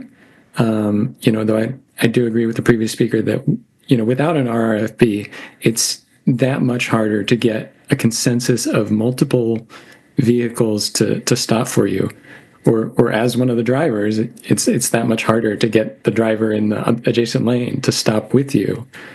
So that's kind of where some element, an RFB or a signal or something, really helps. I think regardless of what we put here, kind of the lane reduction will make it go smoother. In terms of the hybrid beacon, or the signalization, the crossing distance can be shorter, and so the time that it takes to cross can be shorter. It also, it impacts, like, if you're waiting for two cars to stop for you, part of that time is time when the first car has stopped and you're waiting for a second car to stop for you. And that's extra time that first car is waiting and that everyone behind that first car is waiting with, as well as the path user. I guess with the lane reduction, it just seems like anything we put here will go so much smoother. I mean, obviously, if we want to eliminate kind of the uncertainty about whether path users will trigger the signal or not, that's kind of where sensors can play a big role and help it operate more smoothly. If we're weighing, who should get the green, I think that we should look at, how many people are piling up and how many, like, actual people, as opposed to, a dozen cars might look like a relatively big pileup. But if it's only a dozen people compared to, 18 waiting on the path, then, we can think about who should get priority. But if we have a signal, then we have a mechanism to sort out that priority. I think other things that could work here, at some level, a tabletop crossing could be an element to consider, or just kind of a generic flashing yellow to, some lighted element at night could really help drivers be aware that there is something to pay attention to in the area. As we're kind of narrowing this crossing, I think kind of narrowing it from the outside in would give drivers more visibility of people approaching the crossing, rather than expanding the inside island. So those are just some thoughts that I had on that. I mean, it does seem like anything we do here is gonna cost some money, and it sucks that the OCR is putting us in this position. From my perspective, the commissioner should be fired. Safety at rail crossings is his job, and instead he's just acting as an uncritical mouthpiece for these completely hypothetical problems. and undoing safety measures that were put in there in response to actual injuries that occurred, he should be fired. And if he's going to continue to abuse his office, sooner or later, we shouldn't stand for it getting in the way of public safety. And we should, take him to court, do whatever we need to do to not compromise the safety of our residents. So that's all I had. Thank you tonight. Thanks, Nick. Comments or questions for Nicholas Davies?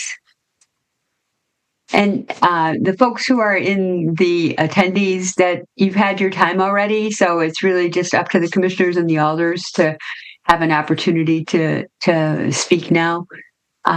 Comments or questions for Nick? Okay, thanks very much for coming, Nick. Who else do we have, Aiden? Next is Alexandra Minot of Canterbury Road, supports and wishes to speak. Yes, good evening. I'd like to speak in support of the lane reduction. I've been going through this intersection quite a bit, and I've had quite a few close calls and put in many Madison reported problem tickets. So first of all, I'd like to thank the city for implementing the temporary lane reduction. I think it's a good measure, and I think we should keep it. I think we should, in fact, study, expand that to other intersection, like Southwest commuter path at Midvale has a similar problem as what we're talking here. I don't understand what the OCR is saying, but that's been covered, so I won't cover it anymore. Not in favor of the pedestrian hybrid beacon. It sounds very complex, and I don't think we'll get good compliance. But again, the city seems to agree with that. So what I have been wondering about a fully signalized intersection. So the question I have for the city is, for normal intersection, like full car intersection, when do we switch from stop sign to signalized intersection, from uncontrolled intersection to a controlled intersection? What kind of criteria are you using? And Tom, you mentioned modeling the traffic on West Washington based on green lights. How would you model the path traffic? My concern with the fully signalized intersection is that we would need to put in phases for crosswalk users, so that we wouldn't be relying on buttons. Buttons are pedestrian detection device. They're not good at detecting bikes. It's something that you mentioned multiple times in your presentation. Bikes don't press the button. I consider myself a very experienced biker. I'm quite comfortable on the bike, and I don't know how to press a button while biking. It's just not something I know how to do. I find that very complicated. So we would definitely need phases, maybe a 50-50 split between the crosswalk and the road. So I have concern about that, and I have concerns about the cost. We have this Safe Street projects, and we have 400 or 500 projects in there, and we can't get budget to just get a few painting here and there. And here we're talking about hundreds of thousands of dollars. So the lane reduction seems cheaper to me. It seems simpler. It reduces speed. So that's kind of what I'm in favor of. I happen to like RFBs, so not sure why we're removing them. A second question I had is, you mentioned the misuse of an RFB. I'm a bit confused as to what that is. Using an RFB is not mandatory, so I'm not sure how you can misuse it. So if you could provide clarification on what that means. So to sum up, the questions I have for the city is how do we... That's your time, Alexander. Yeah. All right, thank you. Yeah, thank you so much. And Tom or Yang, maybe you can send him the information about the warrants for traffic signals, so he can understand that's fairly well laid out. So we can get that information to you. Does anybody have a comment or a question for Alexander?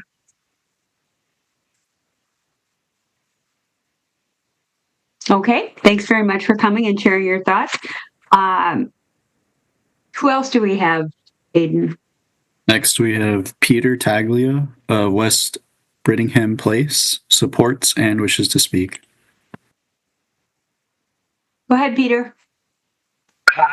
I will try to be real brief since most of the other people addressed. I'm in favor of the lane reductions. I'll also add I live just 3 blocks from here, and I've lived here since 2001. So actually, before we even had this pathway here. But basically, I just I really appreciate the city for looking into this and the good background material. Basically, I want the lane reductions to stay, and I just wanted to ask the city to look at, instead of making it permanent, can you keep the lane reductions temporary and perhaps remove the RRFB and see how it works? I love that the city is willing to test and trial things. And then the only other mention I wanted to make is that no matter how things are done, whether it's an RRFB or a signalized intersection, I agree that we have a problem with compliance. And I guess one of my questions is I hope over time maybe we can look into using eco counters. Or I couldn't tell if Tom mentioned another way of making the signalized intersection automated. It looked like he might have been alluding to something like that. But the idea of keeping it temporary is maybe that if they have to open it up when North Shore Drive is closed, having it stay, have the lane reduction stay temporary, gives us a chance to try some of these different options without spending the money on the curb. Anyway, thanks everyone. I just wanted to make one last point in that a lot of times the public will complain about staff, but you guys are really awesome. And it's a bummer that Tom and Renee are both retiring. In '98, when I was, I remember doing work with Renee at her old job. And I just also think Tom has been a fantastic leader. So I really thank you guys, and keep up the good work. Thanks very much, Peter, and we're all very sad that both Tom and Renee are retiring as well. Anybody have any comments or questions for Peter?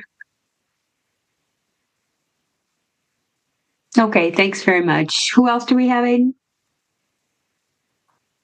We had one last registrant, but I didn't see them in the participant list. India Viola, Lindbergh Street, supports and wishes to speak. I think everybody who's on there has spoken already, so yeah, they must not be in there. I passed them earlier because I didn't see the name. And okay, great.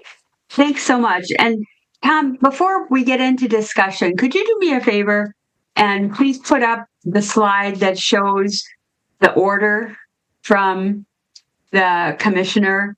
Because my understanding is we don't have a choice and there are certain things we have to do. Yang, did you have a comment?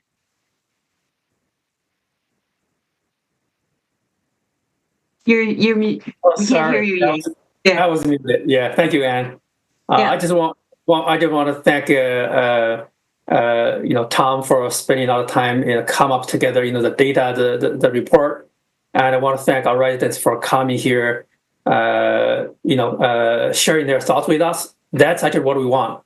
So I just want to provide a clarification about what we're looking for tonight. We are not looking for approval or anything. This is the first time we want to bring this to the commission, and also provide the public a platform so we can get the guidance, get the input. We actually did not really settle on any of the options. So we'll be back. We plan to be back at a future meeting. To really settle down on one, maybe after taking the input, doing additional study, and to settle down one solution at a time. So I just want to clarify that we're seeking for input, guidance, thoughts, instead of pushing for any specific recommendation. My understanding is that staff recommendation is to signalize intersection because HR order has to remove the RFB, but we want to make it abundantly clear. We don't agree with OCR's reasoning, and we believe RFBs are great tool to use for majority of the locations. Maybe for some particular specific locations, it may not be best solution. So, but we definitely will keep using RFBs and install more of them, and also hopefully seeking to install more of those for these crossings actually near some of the railroad crossings, such as the one we are fighting for is the Fair Oaks one. The Fair Oaks crossing of the Cap City Trail. That's near railroad crossing as well. But we really want to install RFB. We feel like that's a great solution for it. So we hope to keep working with OCR on keeping RFB as an option for hopefully a lot of the other future situations. Again, we're definitely open to other inputs. I really appreciate listening to the public on that. That's really why we are doing the testing on West Washington Avenue, bring down to one lane to see what happens, and bring it here. We actually were thinking about we should have probably remove the test from recommendation from the slides. We discussed that late Friday among staff, but the slides already went out, was already posted. So that's a little bit confusing there. I want to clarify.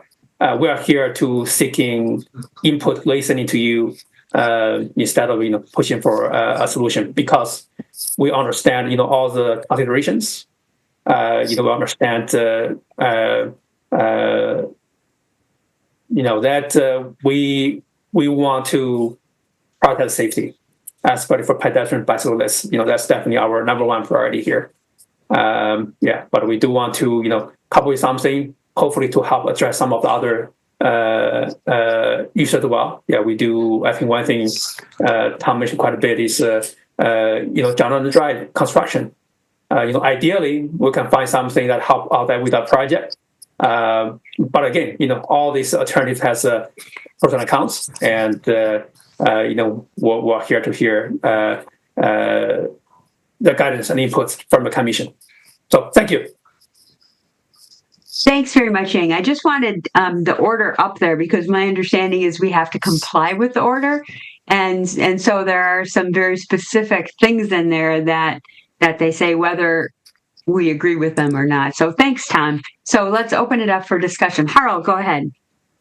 Yeah, along that order, let's maybe start right there. So what are our options to fight the order of the OCR? I think the document itself mentions some mechanism for judicial appeal or something, and has certain time frames attached to it. And is that something that we are considering, both with regard to yes, this is a specific order for this intersection, but you mentioned Fair Oaks, you mentioned Cannonball Path and all that. So if this keeps happening, then do we just give in? This is maybe a question for an attorney, but Eric's not feeling well, so he's not with us tonight. But I don't know, Yang or Tom, if you can address that. Tom, go ahead. Yeah. So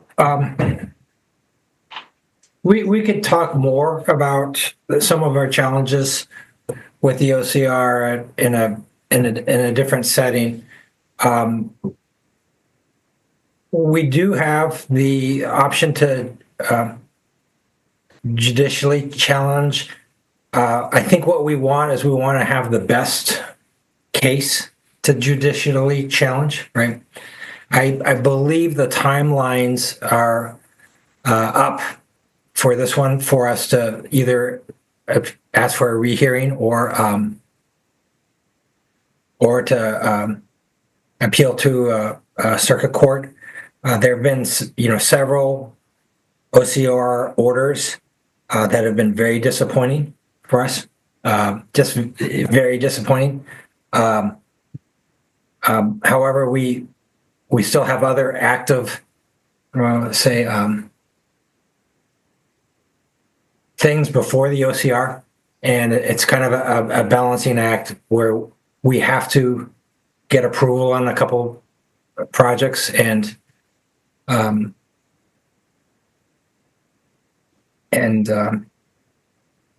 so as a staff team, we've kind of addressed several of these. And we took this into consideration. There's also an OCR order for Northport. There's also the fish hatchery one. There's also the one that for the crossing that's associated with the extension of the Cannonball. There's also, we have John Nolan Drive. There's also one on Powers Avenue. And then there's also one that's associated with Wagon Trail and the extension of the Glacial Drumlin. And I think we, as a staff team, felt like we needed to prioritize getting some of these crossings approved. And there are, we also, if and when we do challenge, we want the strongest case that we can have. That, like for instance, on fish hatchery, there perhaps is a feasible alternative, right? And so then, how do we approach that when we make a challenge? And so, I guess I really haven't answered your question. I believe that the opportunity to petition for rehearing or judicial relief has passed on this, but it is a discussion that we have as a staff team with the attorneys every time we get an OCR order. Okay. Yeah. I mean, my observation is that whatever we've been doing has not been very successful in the past. So maybe it is time to reconsider some of those decisions, but I get the trade-offs, and I know there's also maybe, anyway, I'll leave it at that. Thanks, Al. Harold, it looks like Yang might have something to add. Go ahead, Yang. Yeah, thank you, Ann. Thank you, Harold. Yeah. So I want to second Tom on what he said. Basically we're trying to pick up battles because going through appeal process is quite a commitment as well. Takes a lot of efforts. And as Tom mentioned, staff team has been meeting, discussing all of these things out there. We're happy to hear what commission think about this one as well. But I think this one will be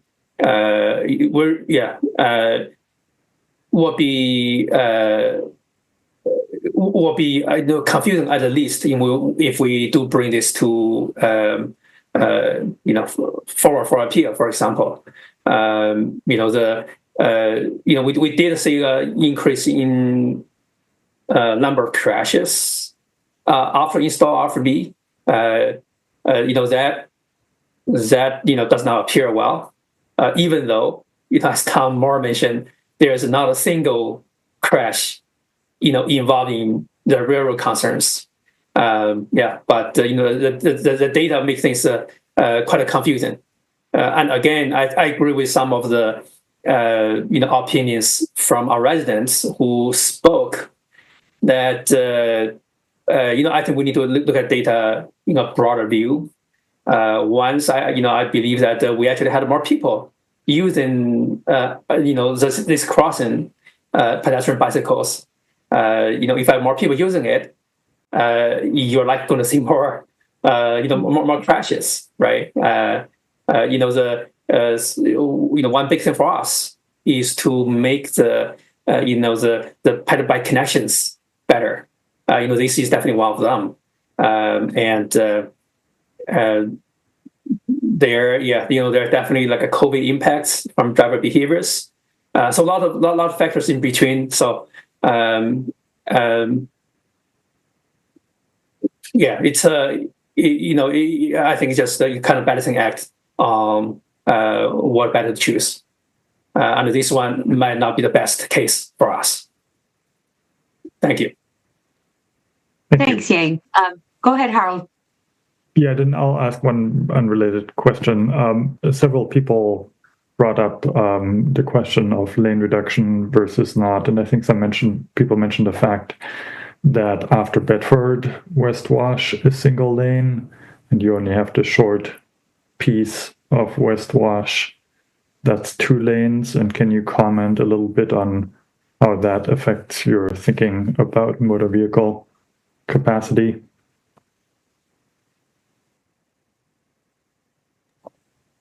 I can speak on that. Yeah, that's true, and it's a good point.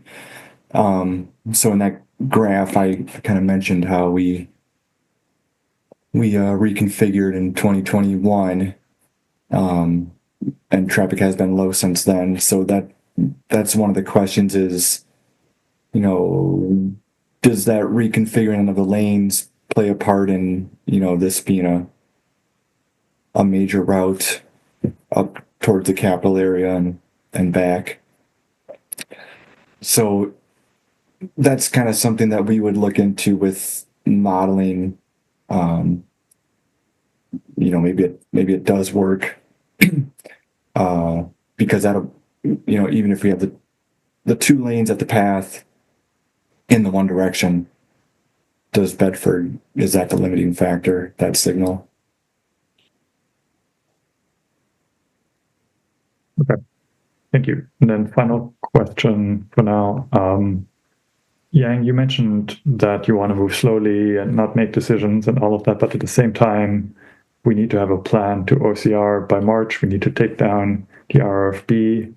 Tom, you mentioned that you want to have that signal, if that's the solution you go for, installed in the summer. That to me seems like a pretty fast timeline. And so there seems to be a little bit of a disconnect of we're just talking about options versus we want a signal in the summer and all that entails. Good question. Yeah. So what I mean is that we don't want to make a decision today, and we actually don't want to make a decision today, but we want to bring it back before March. That deadline. So the deadline they give us is to file a plan with them, not to get things implemented. So we hope to have a kind of the big picture decision made before March 22nd. I think that's the date, and we will file a plan at that time. Or if as a company as a whole we decide to challenge it, that's what we are shooting for as well. Yeah, great question. Yeah, we're kind of looking for how, feedback and which way you're leaning. One thing that, if there is a desire to look at not signalizing, we're going to have to make sure that is okay. Because I've been reading through it during this meeting, and it's actually not given as an option to only remove it. Maybe that's okay if we explain the plan, but that doesn't alleviate the concern of the outbound drivers stopping on the tracks to yield to people in the crosswalk. So we would need to get clarification on that. Is that all you have? Yeah, their concern, or they lay out pedestrian hybrid beacon, pedestrian signal, or other traffic control device capable of being interconnected with the active warning devices to keep the tracks and crosswalk clear of vehicles. So it's not actually clear to me that only removing would be acceptable under this order. Thanks, Tom. Did you have anything else, Harold? No, but I mean, that last part, that opens a whole nother can of worms then of like, where else do we have locate? Well, are they going to order us to remove the crossing? I guess we could just have a crossing prohibited sign there for people on the bike path. Maybe that would suffice. Anyway, I'm being sarcastic. Thanks, that's all I have. Thanks, Harold. Type, go ahead. Thanks, Chair. And thanks, Tom, for the presentation. You know, it's always cool to have a database discussion here. I think it adds a lot of value to see all that information. I'm with you in terms of the clarity of the message here from OCR. I mean, it's kind of clear on its intent, but I tend to look at it of like after it says to keep the tracks, like I'm bringing like there's this whole section introduction of like which seems to be a clear request, but really the intent here seems to be that ultimately the solution that the city implements is to keep tracks clear of vehicles and to add a clear signal to stop before the tracks. So like I think I'm with you in terms of like, is it only removing the RFB and putting a sign that says stop before the line? Is there an obligation there to install a different lighting system there? Not clear about that. I feel like that one needs further asking or double checking that, or even requesting further information, or come up with a plan which we think, or the city thinks, couple plans that would address the main concern, which is cars stopping on the track. That not necessarily mean removing the RFV or so. So that's one comment. I was just kind of hearing what our residents had to say and thinking about our priorities here, and it definitely resonates with me, the idea of thinking here for the long term and thinking about the values that we have behind the decisions we make. And like if we had the chance to think not just around the John Nolan reconstruction but really how we imagine this interaction between one of the main bike paths or shared paths in the city. It's kind of like an artery of the commuting system in the city and West Washington. I tend to incline towards the idea of reducing lanes, or maybe not reducing lanes per se, but a path that will lead us towards slowing down traffic. I feel like all the other decision making that we're doing on other projects have been generally on that line, and that would be coherent and would make sense with what we're doing across the city. We'll try to slow down, and by that making it safer for everybody, making it safer for the most vulnerable users and for people driving motorized vehicles too. I'm not fully convinced by the pedestrian hybrid beacon for the reasons that other people have expressed here too, in terms of yes, it's got pros, but it also leads to confusion and potentially not necessarily the safest solution here for the most vulnerable users. I feel like a fully signalized intersection is an overkill in a way, in both budget and systems coordination that it would entail. And I agree with Harold and the other residents commenting on the fact that West Washington being a one lane, only a block away from that, kind of makes me think of the potential that's got, creating a draft or a proposal of narrowing that down to one lane. I know you mentioned running some scenarios and testing. So personally, I would love to see that scenario, what that means in terms of accounting for turning lanes. I know there are turning lanes for both Proudfit and also Bedford, so I know that must be probably something that we need to account for. But yeah, those are my thoughts. My only question is about the clarity of that OCR request. I'm not sure if the request there is to actually make a change and remove the RFB, or to really account for keeping the tracks clear of vehicles and communicating more clearly with vehicles to stop before the tracks. Thanks, Pepe. Other comments for Tom and Yang? Tom? I personally also find the order somewhat confusing, but the way I read it, it appears that removing and replacing the RFB is they definitely seem to be saying that, but they also are talking about some sort of device that can be interconnected with the active warning devices at the crossing. So with the railroad gate system that Tom was talking about earlier. So I'm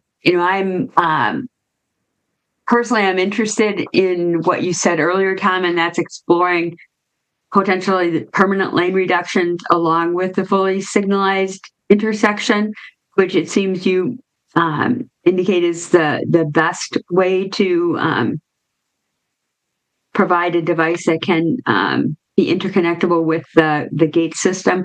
Because as we've talked about at many meetings, narrowing traffic lanes where possible seems to be safer for everybody and is one great way to slow traffic. So I'm interested in hearing about that myself. Harold, go ahead. Yeah, so after asking questions, I think based on what I have seen so far, what I've heard from you staff, what I've heard from the public, I think where I'm landing here is maintaining the lane reduction. I think we heard that people have the experience that has helped RFB or not. I really appreciate us having tried that in response to serious injury, like to a string of crashes. I think if we keep the lane reduction, because there is a wide median island, so you only have to cross a single lane of traffic each time, I think it could work with a high visibility crosswalk with green markings without the RFB. I would definitely not be in favor of right away installing a full traffic signal.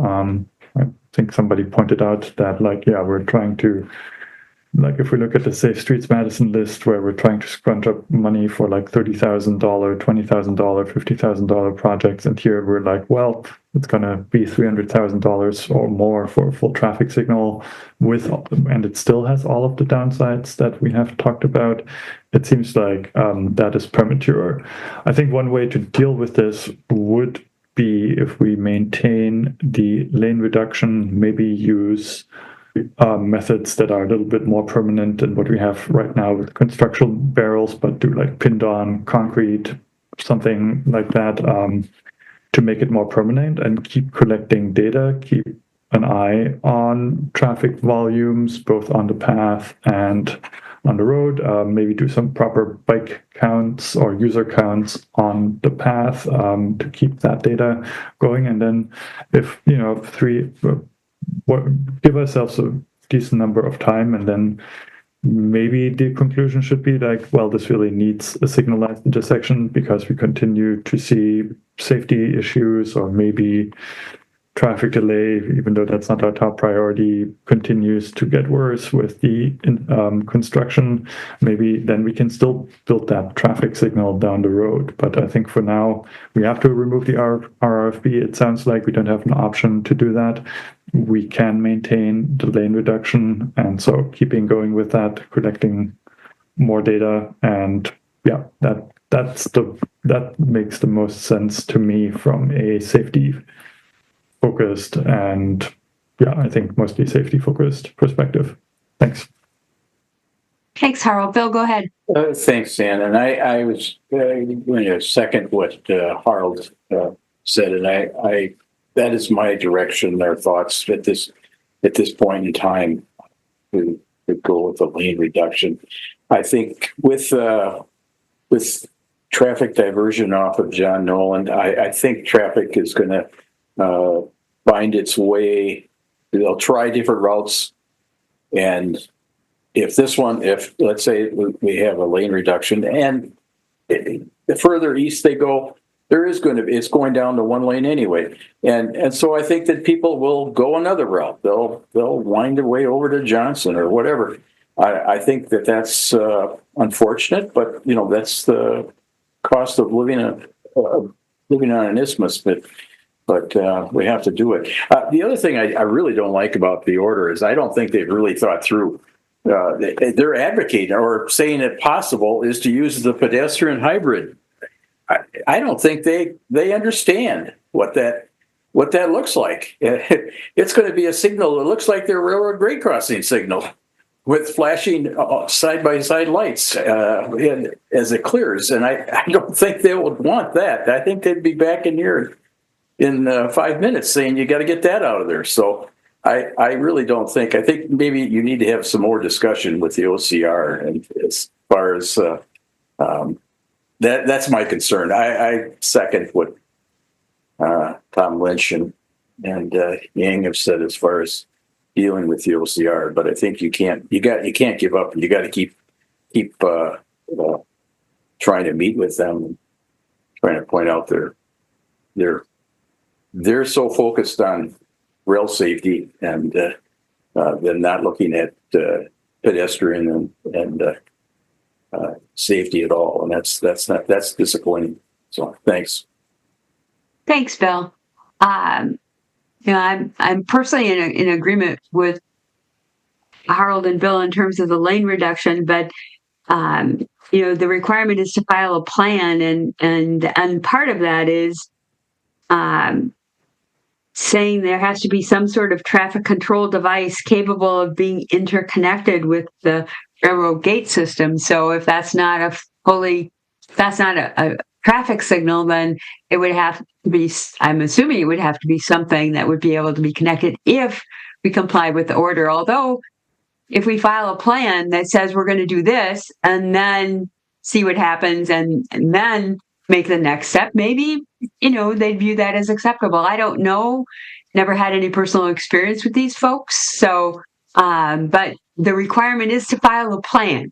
So, that's at least good that you can file a plan and with whatever solution you recommend when you come back, and then see what they say in response to the plan. So that's an interesting way to consider handling it. Other thoughts? Yang, Tom, are you getting what you need tonight? Yeah, I think we'll take this. We'll go back. We'll try to get some clarification internally and contact the OCR if we have to. And we'll plan on coming back soon. Because if our only option is a signal, we would want to be on a fast timeline to do that if we have to. Mm-hmm. So if we don't have to, then that really gives us flexibility in scheduling changes. So I think we have what we need. Thanks. Okay. For tonight? Okay. Other comments? Harold? Just briefly, don't do the hawk, no matter what. I think they are horribly confusing, as you have. I agree with Harold. It's totally confusing. To have those two devices, a railroad grade crossing signal and a hawk, next to each other you talk about confusing to the motorist. That is the worst case. Yeah. I agree. I haven't heard anybody say that they thought that was the best solution. So I think that's important. But again, we have to file a plan. So, that if that's the next step, that could be part of your strategy. Just a thought. Other comments? I just want to say that we agree that no hawk signal here. Yeah, it's gonna be disaster. For exact reason everybody mentioned, especially the conflicting message, the different meaning of wigwag signal. Giving to the traveling public. So yeah, we totally agree with that. And appreciate all the input. The discussion has been very helpful. Okay, great. Any last comments before we move on? Yeah, I also want to recognize Alder Revere has been patiently waiting here. Yeah, so I want to thank Alder Revere and the District 4 residents nearby, allowing us doing a test and collaborating through that process. So really appreciate that Alder Revere and the residents nearby for their effort. Thank you. Yeah, thanks, Alder, for coming tonight and listening to the conversation. So, any last comments before we move on? Okay. Thanks very much. It sounds like we'll be back. Yang, you'll come back with the final proposal. Is that right? That's correct. Yeah, we'll be back probably, I'll see, maybe late February, early March or so. Yeah, depending on how things are going. Again, we want to that's idea and file plan with LCR or raise kind of officially start up a appeal process. We'll be back. Okay, thanks so much. All right, let's move on then to item 7, Public Works Project Review and Feedback, Mineral Point Road, the Beltline to High Point. And Aiden, do we have someone registered to speak on this one? We do. We have one person. Okay. All right. So we'll hear from staff, and I think that's Andy, and then we'll hear from the public, and then we'll have comments and questions from alders and commission. Hello, go everyone. ahead, Andy. My name is Andy Zwig, principal engineer from the engineering division. I'm here to ask for your feedback on our upcoming Mineral Point Road project. I will zoom in on the exhibit shortly. Just wanted to give you some background on the project. So this is a WSDOT funded project. So we do have a consultant that is working on it. We're approaching 60% design. I will circle back with this group on approval of the geometry of this project in February, but for now I'm just looking for feedback. So the Mineral Point Road project consists of reconstructing the concrete pavement and base course from the Beltline ramps to High Point Road. It also includes spot replacements of curb and gutter and sidewalk.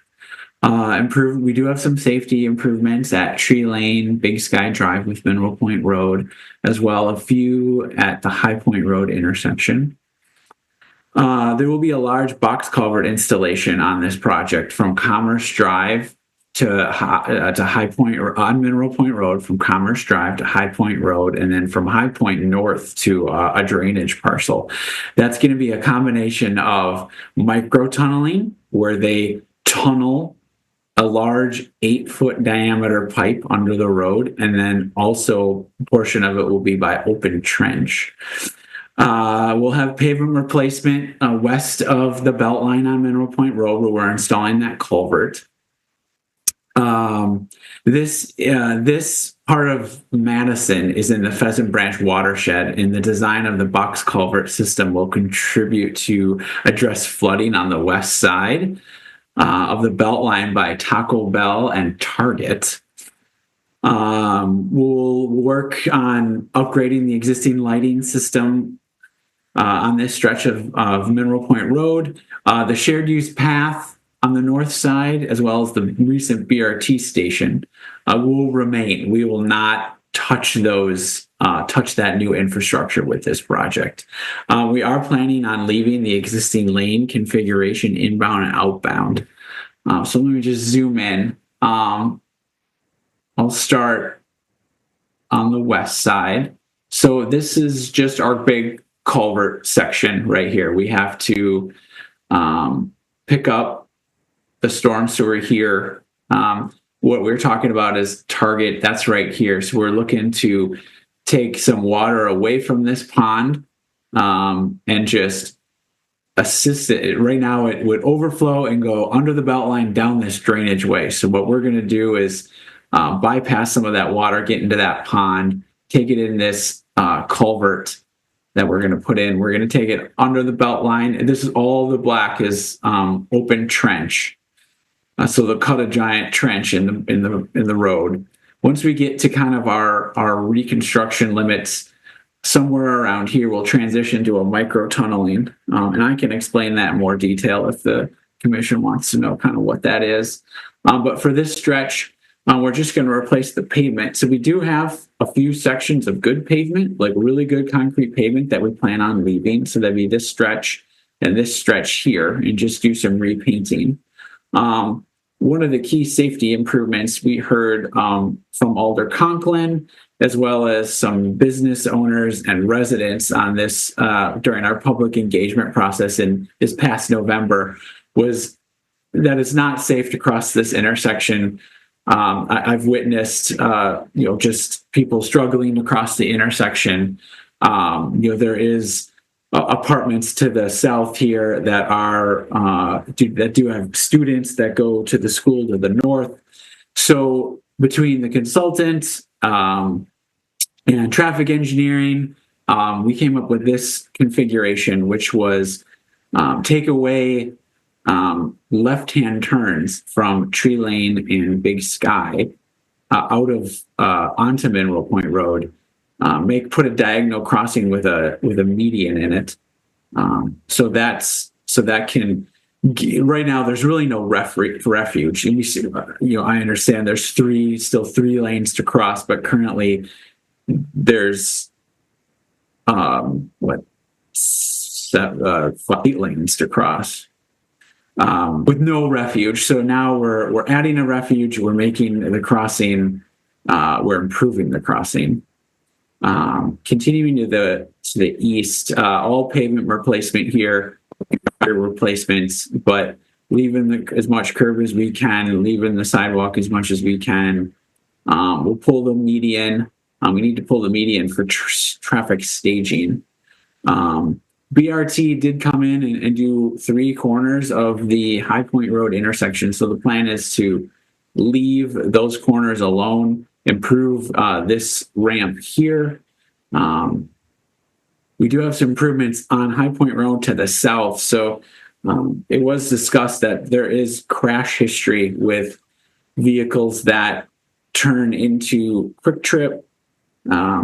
So traffic engineering thought was, we didn't want to take a driveway away from Quick Trip. It provides good flow, especially for their large trucks that go in and drop the gas off. So the plan would be to create a large do not block area and to keep cars out of there for when you have turning or left turning cars into the gas station.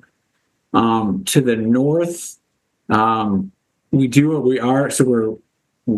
in all of this stretch, we are tunneling a 8-foot culvert on the south side of the road. So it's coming up here, it's going to come up here, and then it's going to turn and it's going to go north. So there won't be any disturbance to the surface infrastructure. So that's why here is where the culvert will stop the tunneling, and we will open trench this thing till it gets to this drainage way. So this is where all the water, this is the drainage way that comes over here. So all the water is still in the same watershed. We're just picking up some of that water and getting it to the drainage way instead of overwhelming this drainage way over here and then overflowing that pond by Target. That's it. There was this week, we got a good detailed email from a resident that was asking a few comments about the BRT project and that path. I did reply and say with kind of reasoning of why this was set back and that we're not getting into it with this project. The other concern was you have this bike lane here, and then it just kind of merges in with a right turn lane. It just merges into through traffic, high speed through traffic. So the thought was with the team just in the last day was to create a slip ramp here for the bikes to get off the road, travel along this sidewalk, get to this crossing, and then diagonally cross to the path. So with that, we are going to look into widening this sidewalk. We do have space, at least for half of it, to get it to at least 6 or 8 feet. We do have some pretty significant constraints. There's a retaining wall here, overhead sign, a elevated access structure. We have some walls here. So something we're going to look into. I don't know if we're going to be able to widen the entire way. Maybe we can go with 7 and then get it to 6. We do have a pretty steep terrace. So we are going to look into that, and we are going to do something. I just don't think it'll be a full widened sidewalk, but we will look into that, and I'll have more information when I come back and improve the geometry. So with that, I can take questions and feedback. Okay, first, I believe we have somebody who's registered to speak in. We do. We have Nicholas Davies, Richard Street, neither supports nor opposes, and wishes to speak. So I wanted to thank Andy for looking into the things that I was pointing out. I think he accurately relayed kind of the essential concern. I mean, this is an existing situation that we have like a 35-mile-an-hour road, kind of an unprotected bike lane, which is already kind of substandard, and then that kind of unceremoniously disappears mid-block. So I do think kind of giving folks a way out if they feel they need it would really be definitely like at least an interim solution. And then, in terms of like what would a long-term solution look like? I mean, maybe it could be a sidewalk level path. I mean, Mineral Point Road is hard to cross.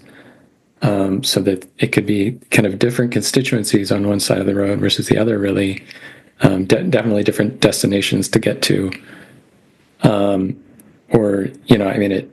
I guess alternative to a sidewalk level path would be maybe like a protected, like road level bike lane, but kind of given where we're allocating space right now, it doesn't seem like there's space for it, or it would be in this diagram.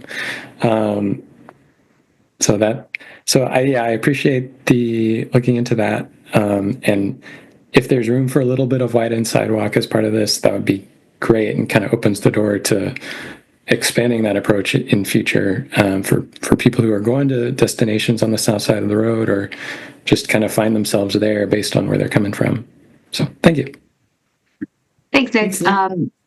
Anybody have a comment or question for the registrant?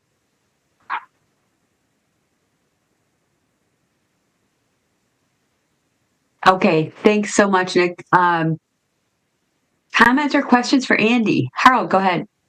Yeah, thanks, Andy, for presenting this. So it looks like we're maintaining 11-foot lanes throughout the corridor for the most part. Is that right? That's a great question. Let me just check. I think I saw that somewhere in the materials. Yeah, I've included the 60% plans, and now Yeah, maybe that's where I saw it. Yep. Yes, we are. Any consideration to going to 10? I think we did not consider that because we are looking to save as much curb as we can on this project. Well, I mean, if you're restriping, you could add a foot to, for example, the bike lane. Maybe make it I mean, it's 6 foot now, I believe, and I guess, yeah, if you could go, like, make one lane 10 foot, I guess, I get there's whatever, it's a truck route and all of that, so, and the BRT lane probably needs to remain wider, but, just without moving the curb, just reallocating lane space. Yeah, that's something we can talk about. So if you did it in this stretch, even if we went down to 10, we still don't have enough space. So certainly where we have the bike lane, right? You would add more. Specifically, if you were talking about where we had the bike lane, that's something. Yeah, I think in the other section it doesn't work because you don't have anything to allocate it to. Got it. Other than whatever, if Metro told you they could use another foot for the BRT lane or something, but yeah. Got it. Yeah, that's something that I can talk to traffic engineering about. Yeah, I mean, I know often we have defaulted to going to narrower lane because they are safer. And then I'll wait until you've taken your notes.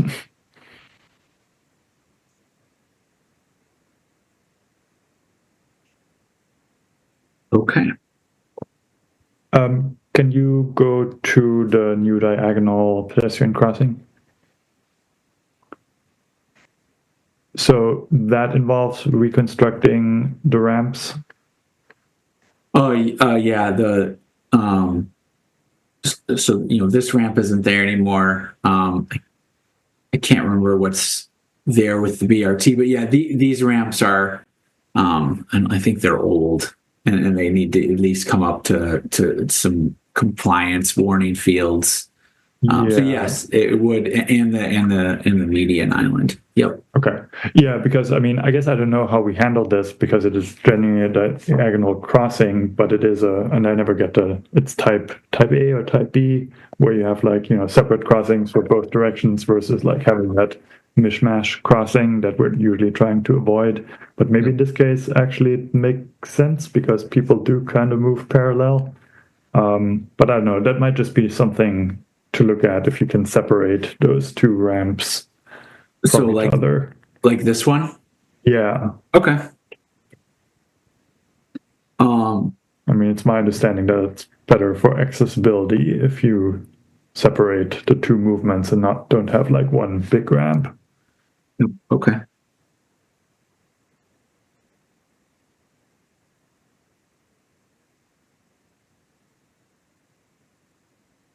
Okay.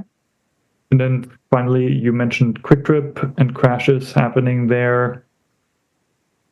I guess I don't fully understand what the crash scenario is and how that box helps. Yeah, let me, I have to look at what it looks like now. I can't remember what it looks like now, so I'm just going to open Google for myself. Carl, and Andy, could I just jump in? That has been problematic for forever.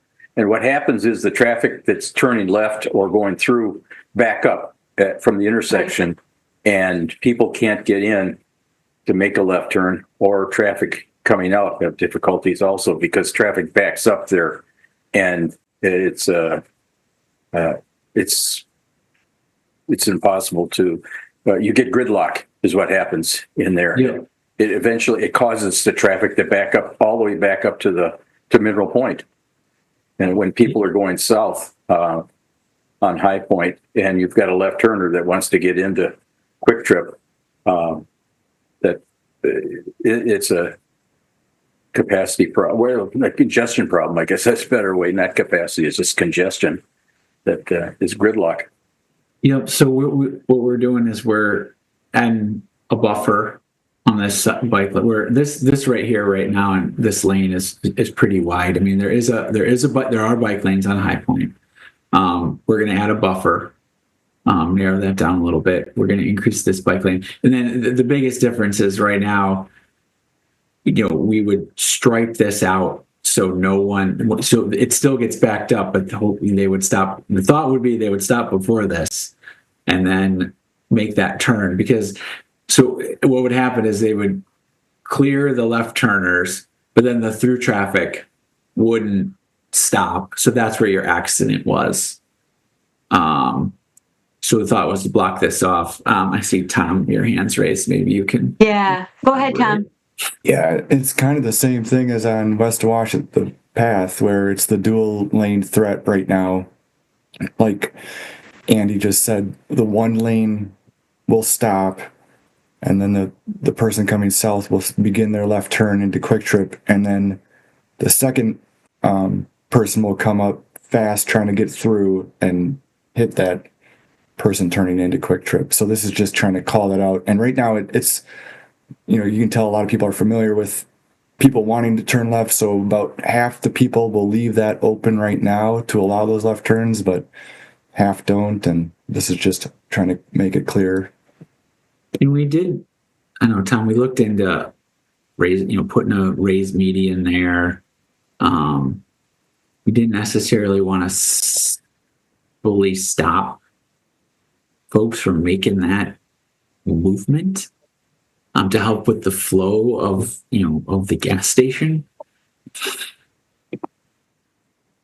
I mean, that would have been my question. Like, why don't we put a hardened median in there and just stop the dangerous movement from happening? I mean, it's not like this is the only driveway for Quick Trip, and people who go northbound on High Point can still turn in there. So I think from a safety perspective, that makes the most sense to me. Quick Trip, I'm sure they don't like it because they don't care about the crashes. They care about people getting into their business, but we as a city do care about the safety aspect. But there's an issue. They do need to have that route open for their tanker trucks to fill up the gas tank. You can see where those manholes are. Yep. So their gas trucks, diesel trucks pull in there, and then they swing around and go out on Mineral Point Road. So I don't think there's much flexibility. We could check with them, but I know Jerry Shippa did some pretty thorough review here, and reviewed a few options and reviewed the truck route, and in the end, this is what we decided based on his feedback. But I'll make sure that if we leave it, that I review Jerry's email somewhere in my email review when I come back, and I'll talk it over with Jerry again to make sure that this is the best option moving forward. Good. Thank you. That's all I had. Thanks, Harold. Other comments or questions for Andy or Tom?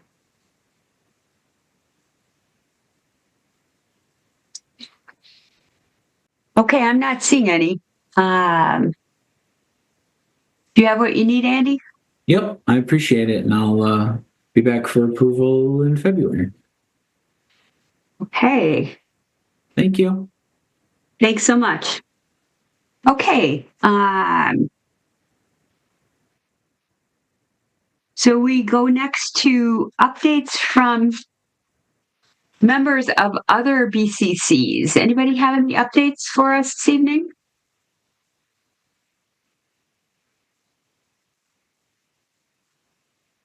Okay, seeing no hands.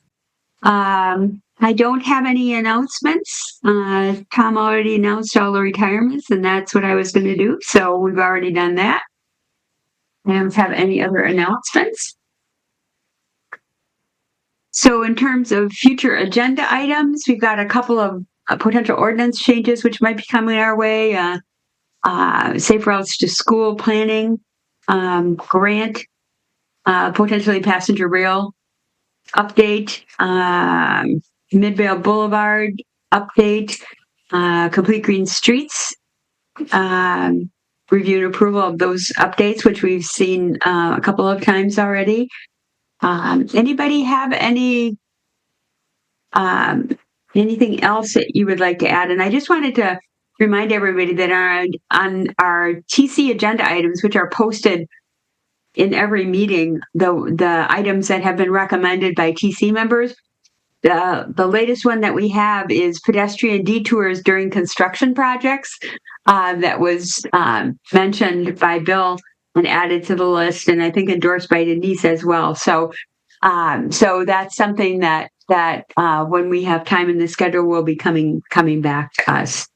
Along with the Lakeshore Path study update, Robbie, which when they say they're ready, they'd like to bring it to TC as well.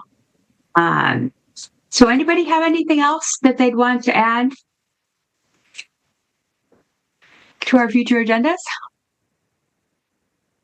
Okay, it's a longer meeting, but we had a lot of stuff that we needed to get done tonight. So need a motion to adjourn. Harold. So moved. Okay, do we have a second? Robbie. All right, excellent. We have a motion and a second. I'm assuming there's no discussion. I'm going to assume unanimous consent vote, and thanks for hanging with us. And appreciate it, and a lot of great feedback and input. And we'll see you next time. Stay warm, stay safe.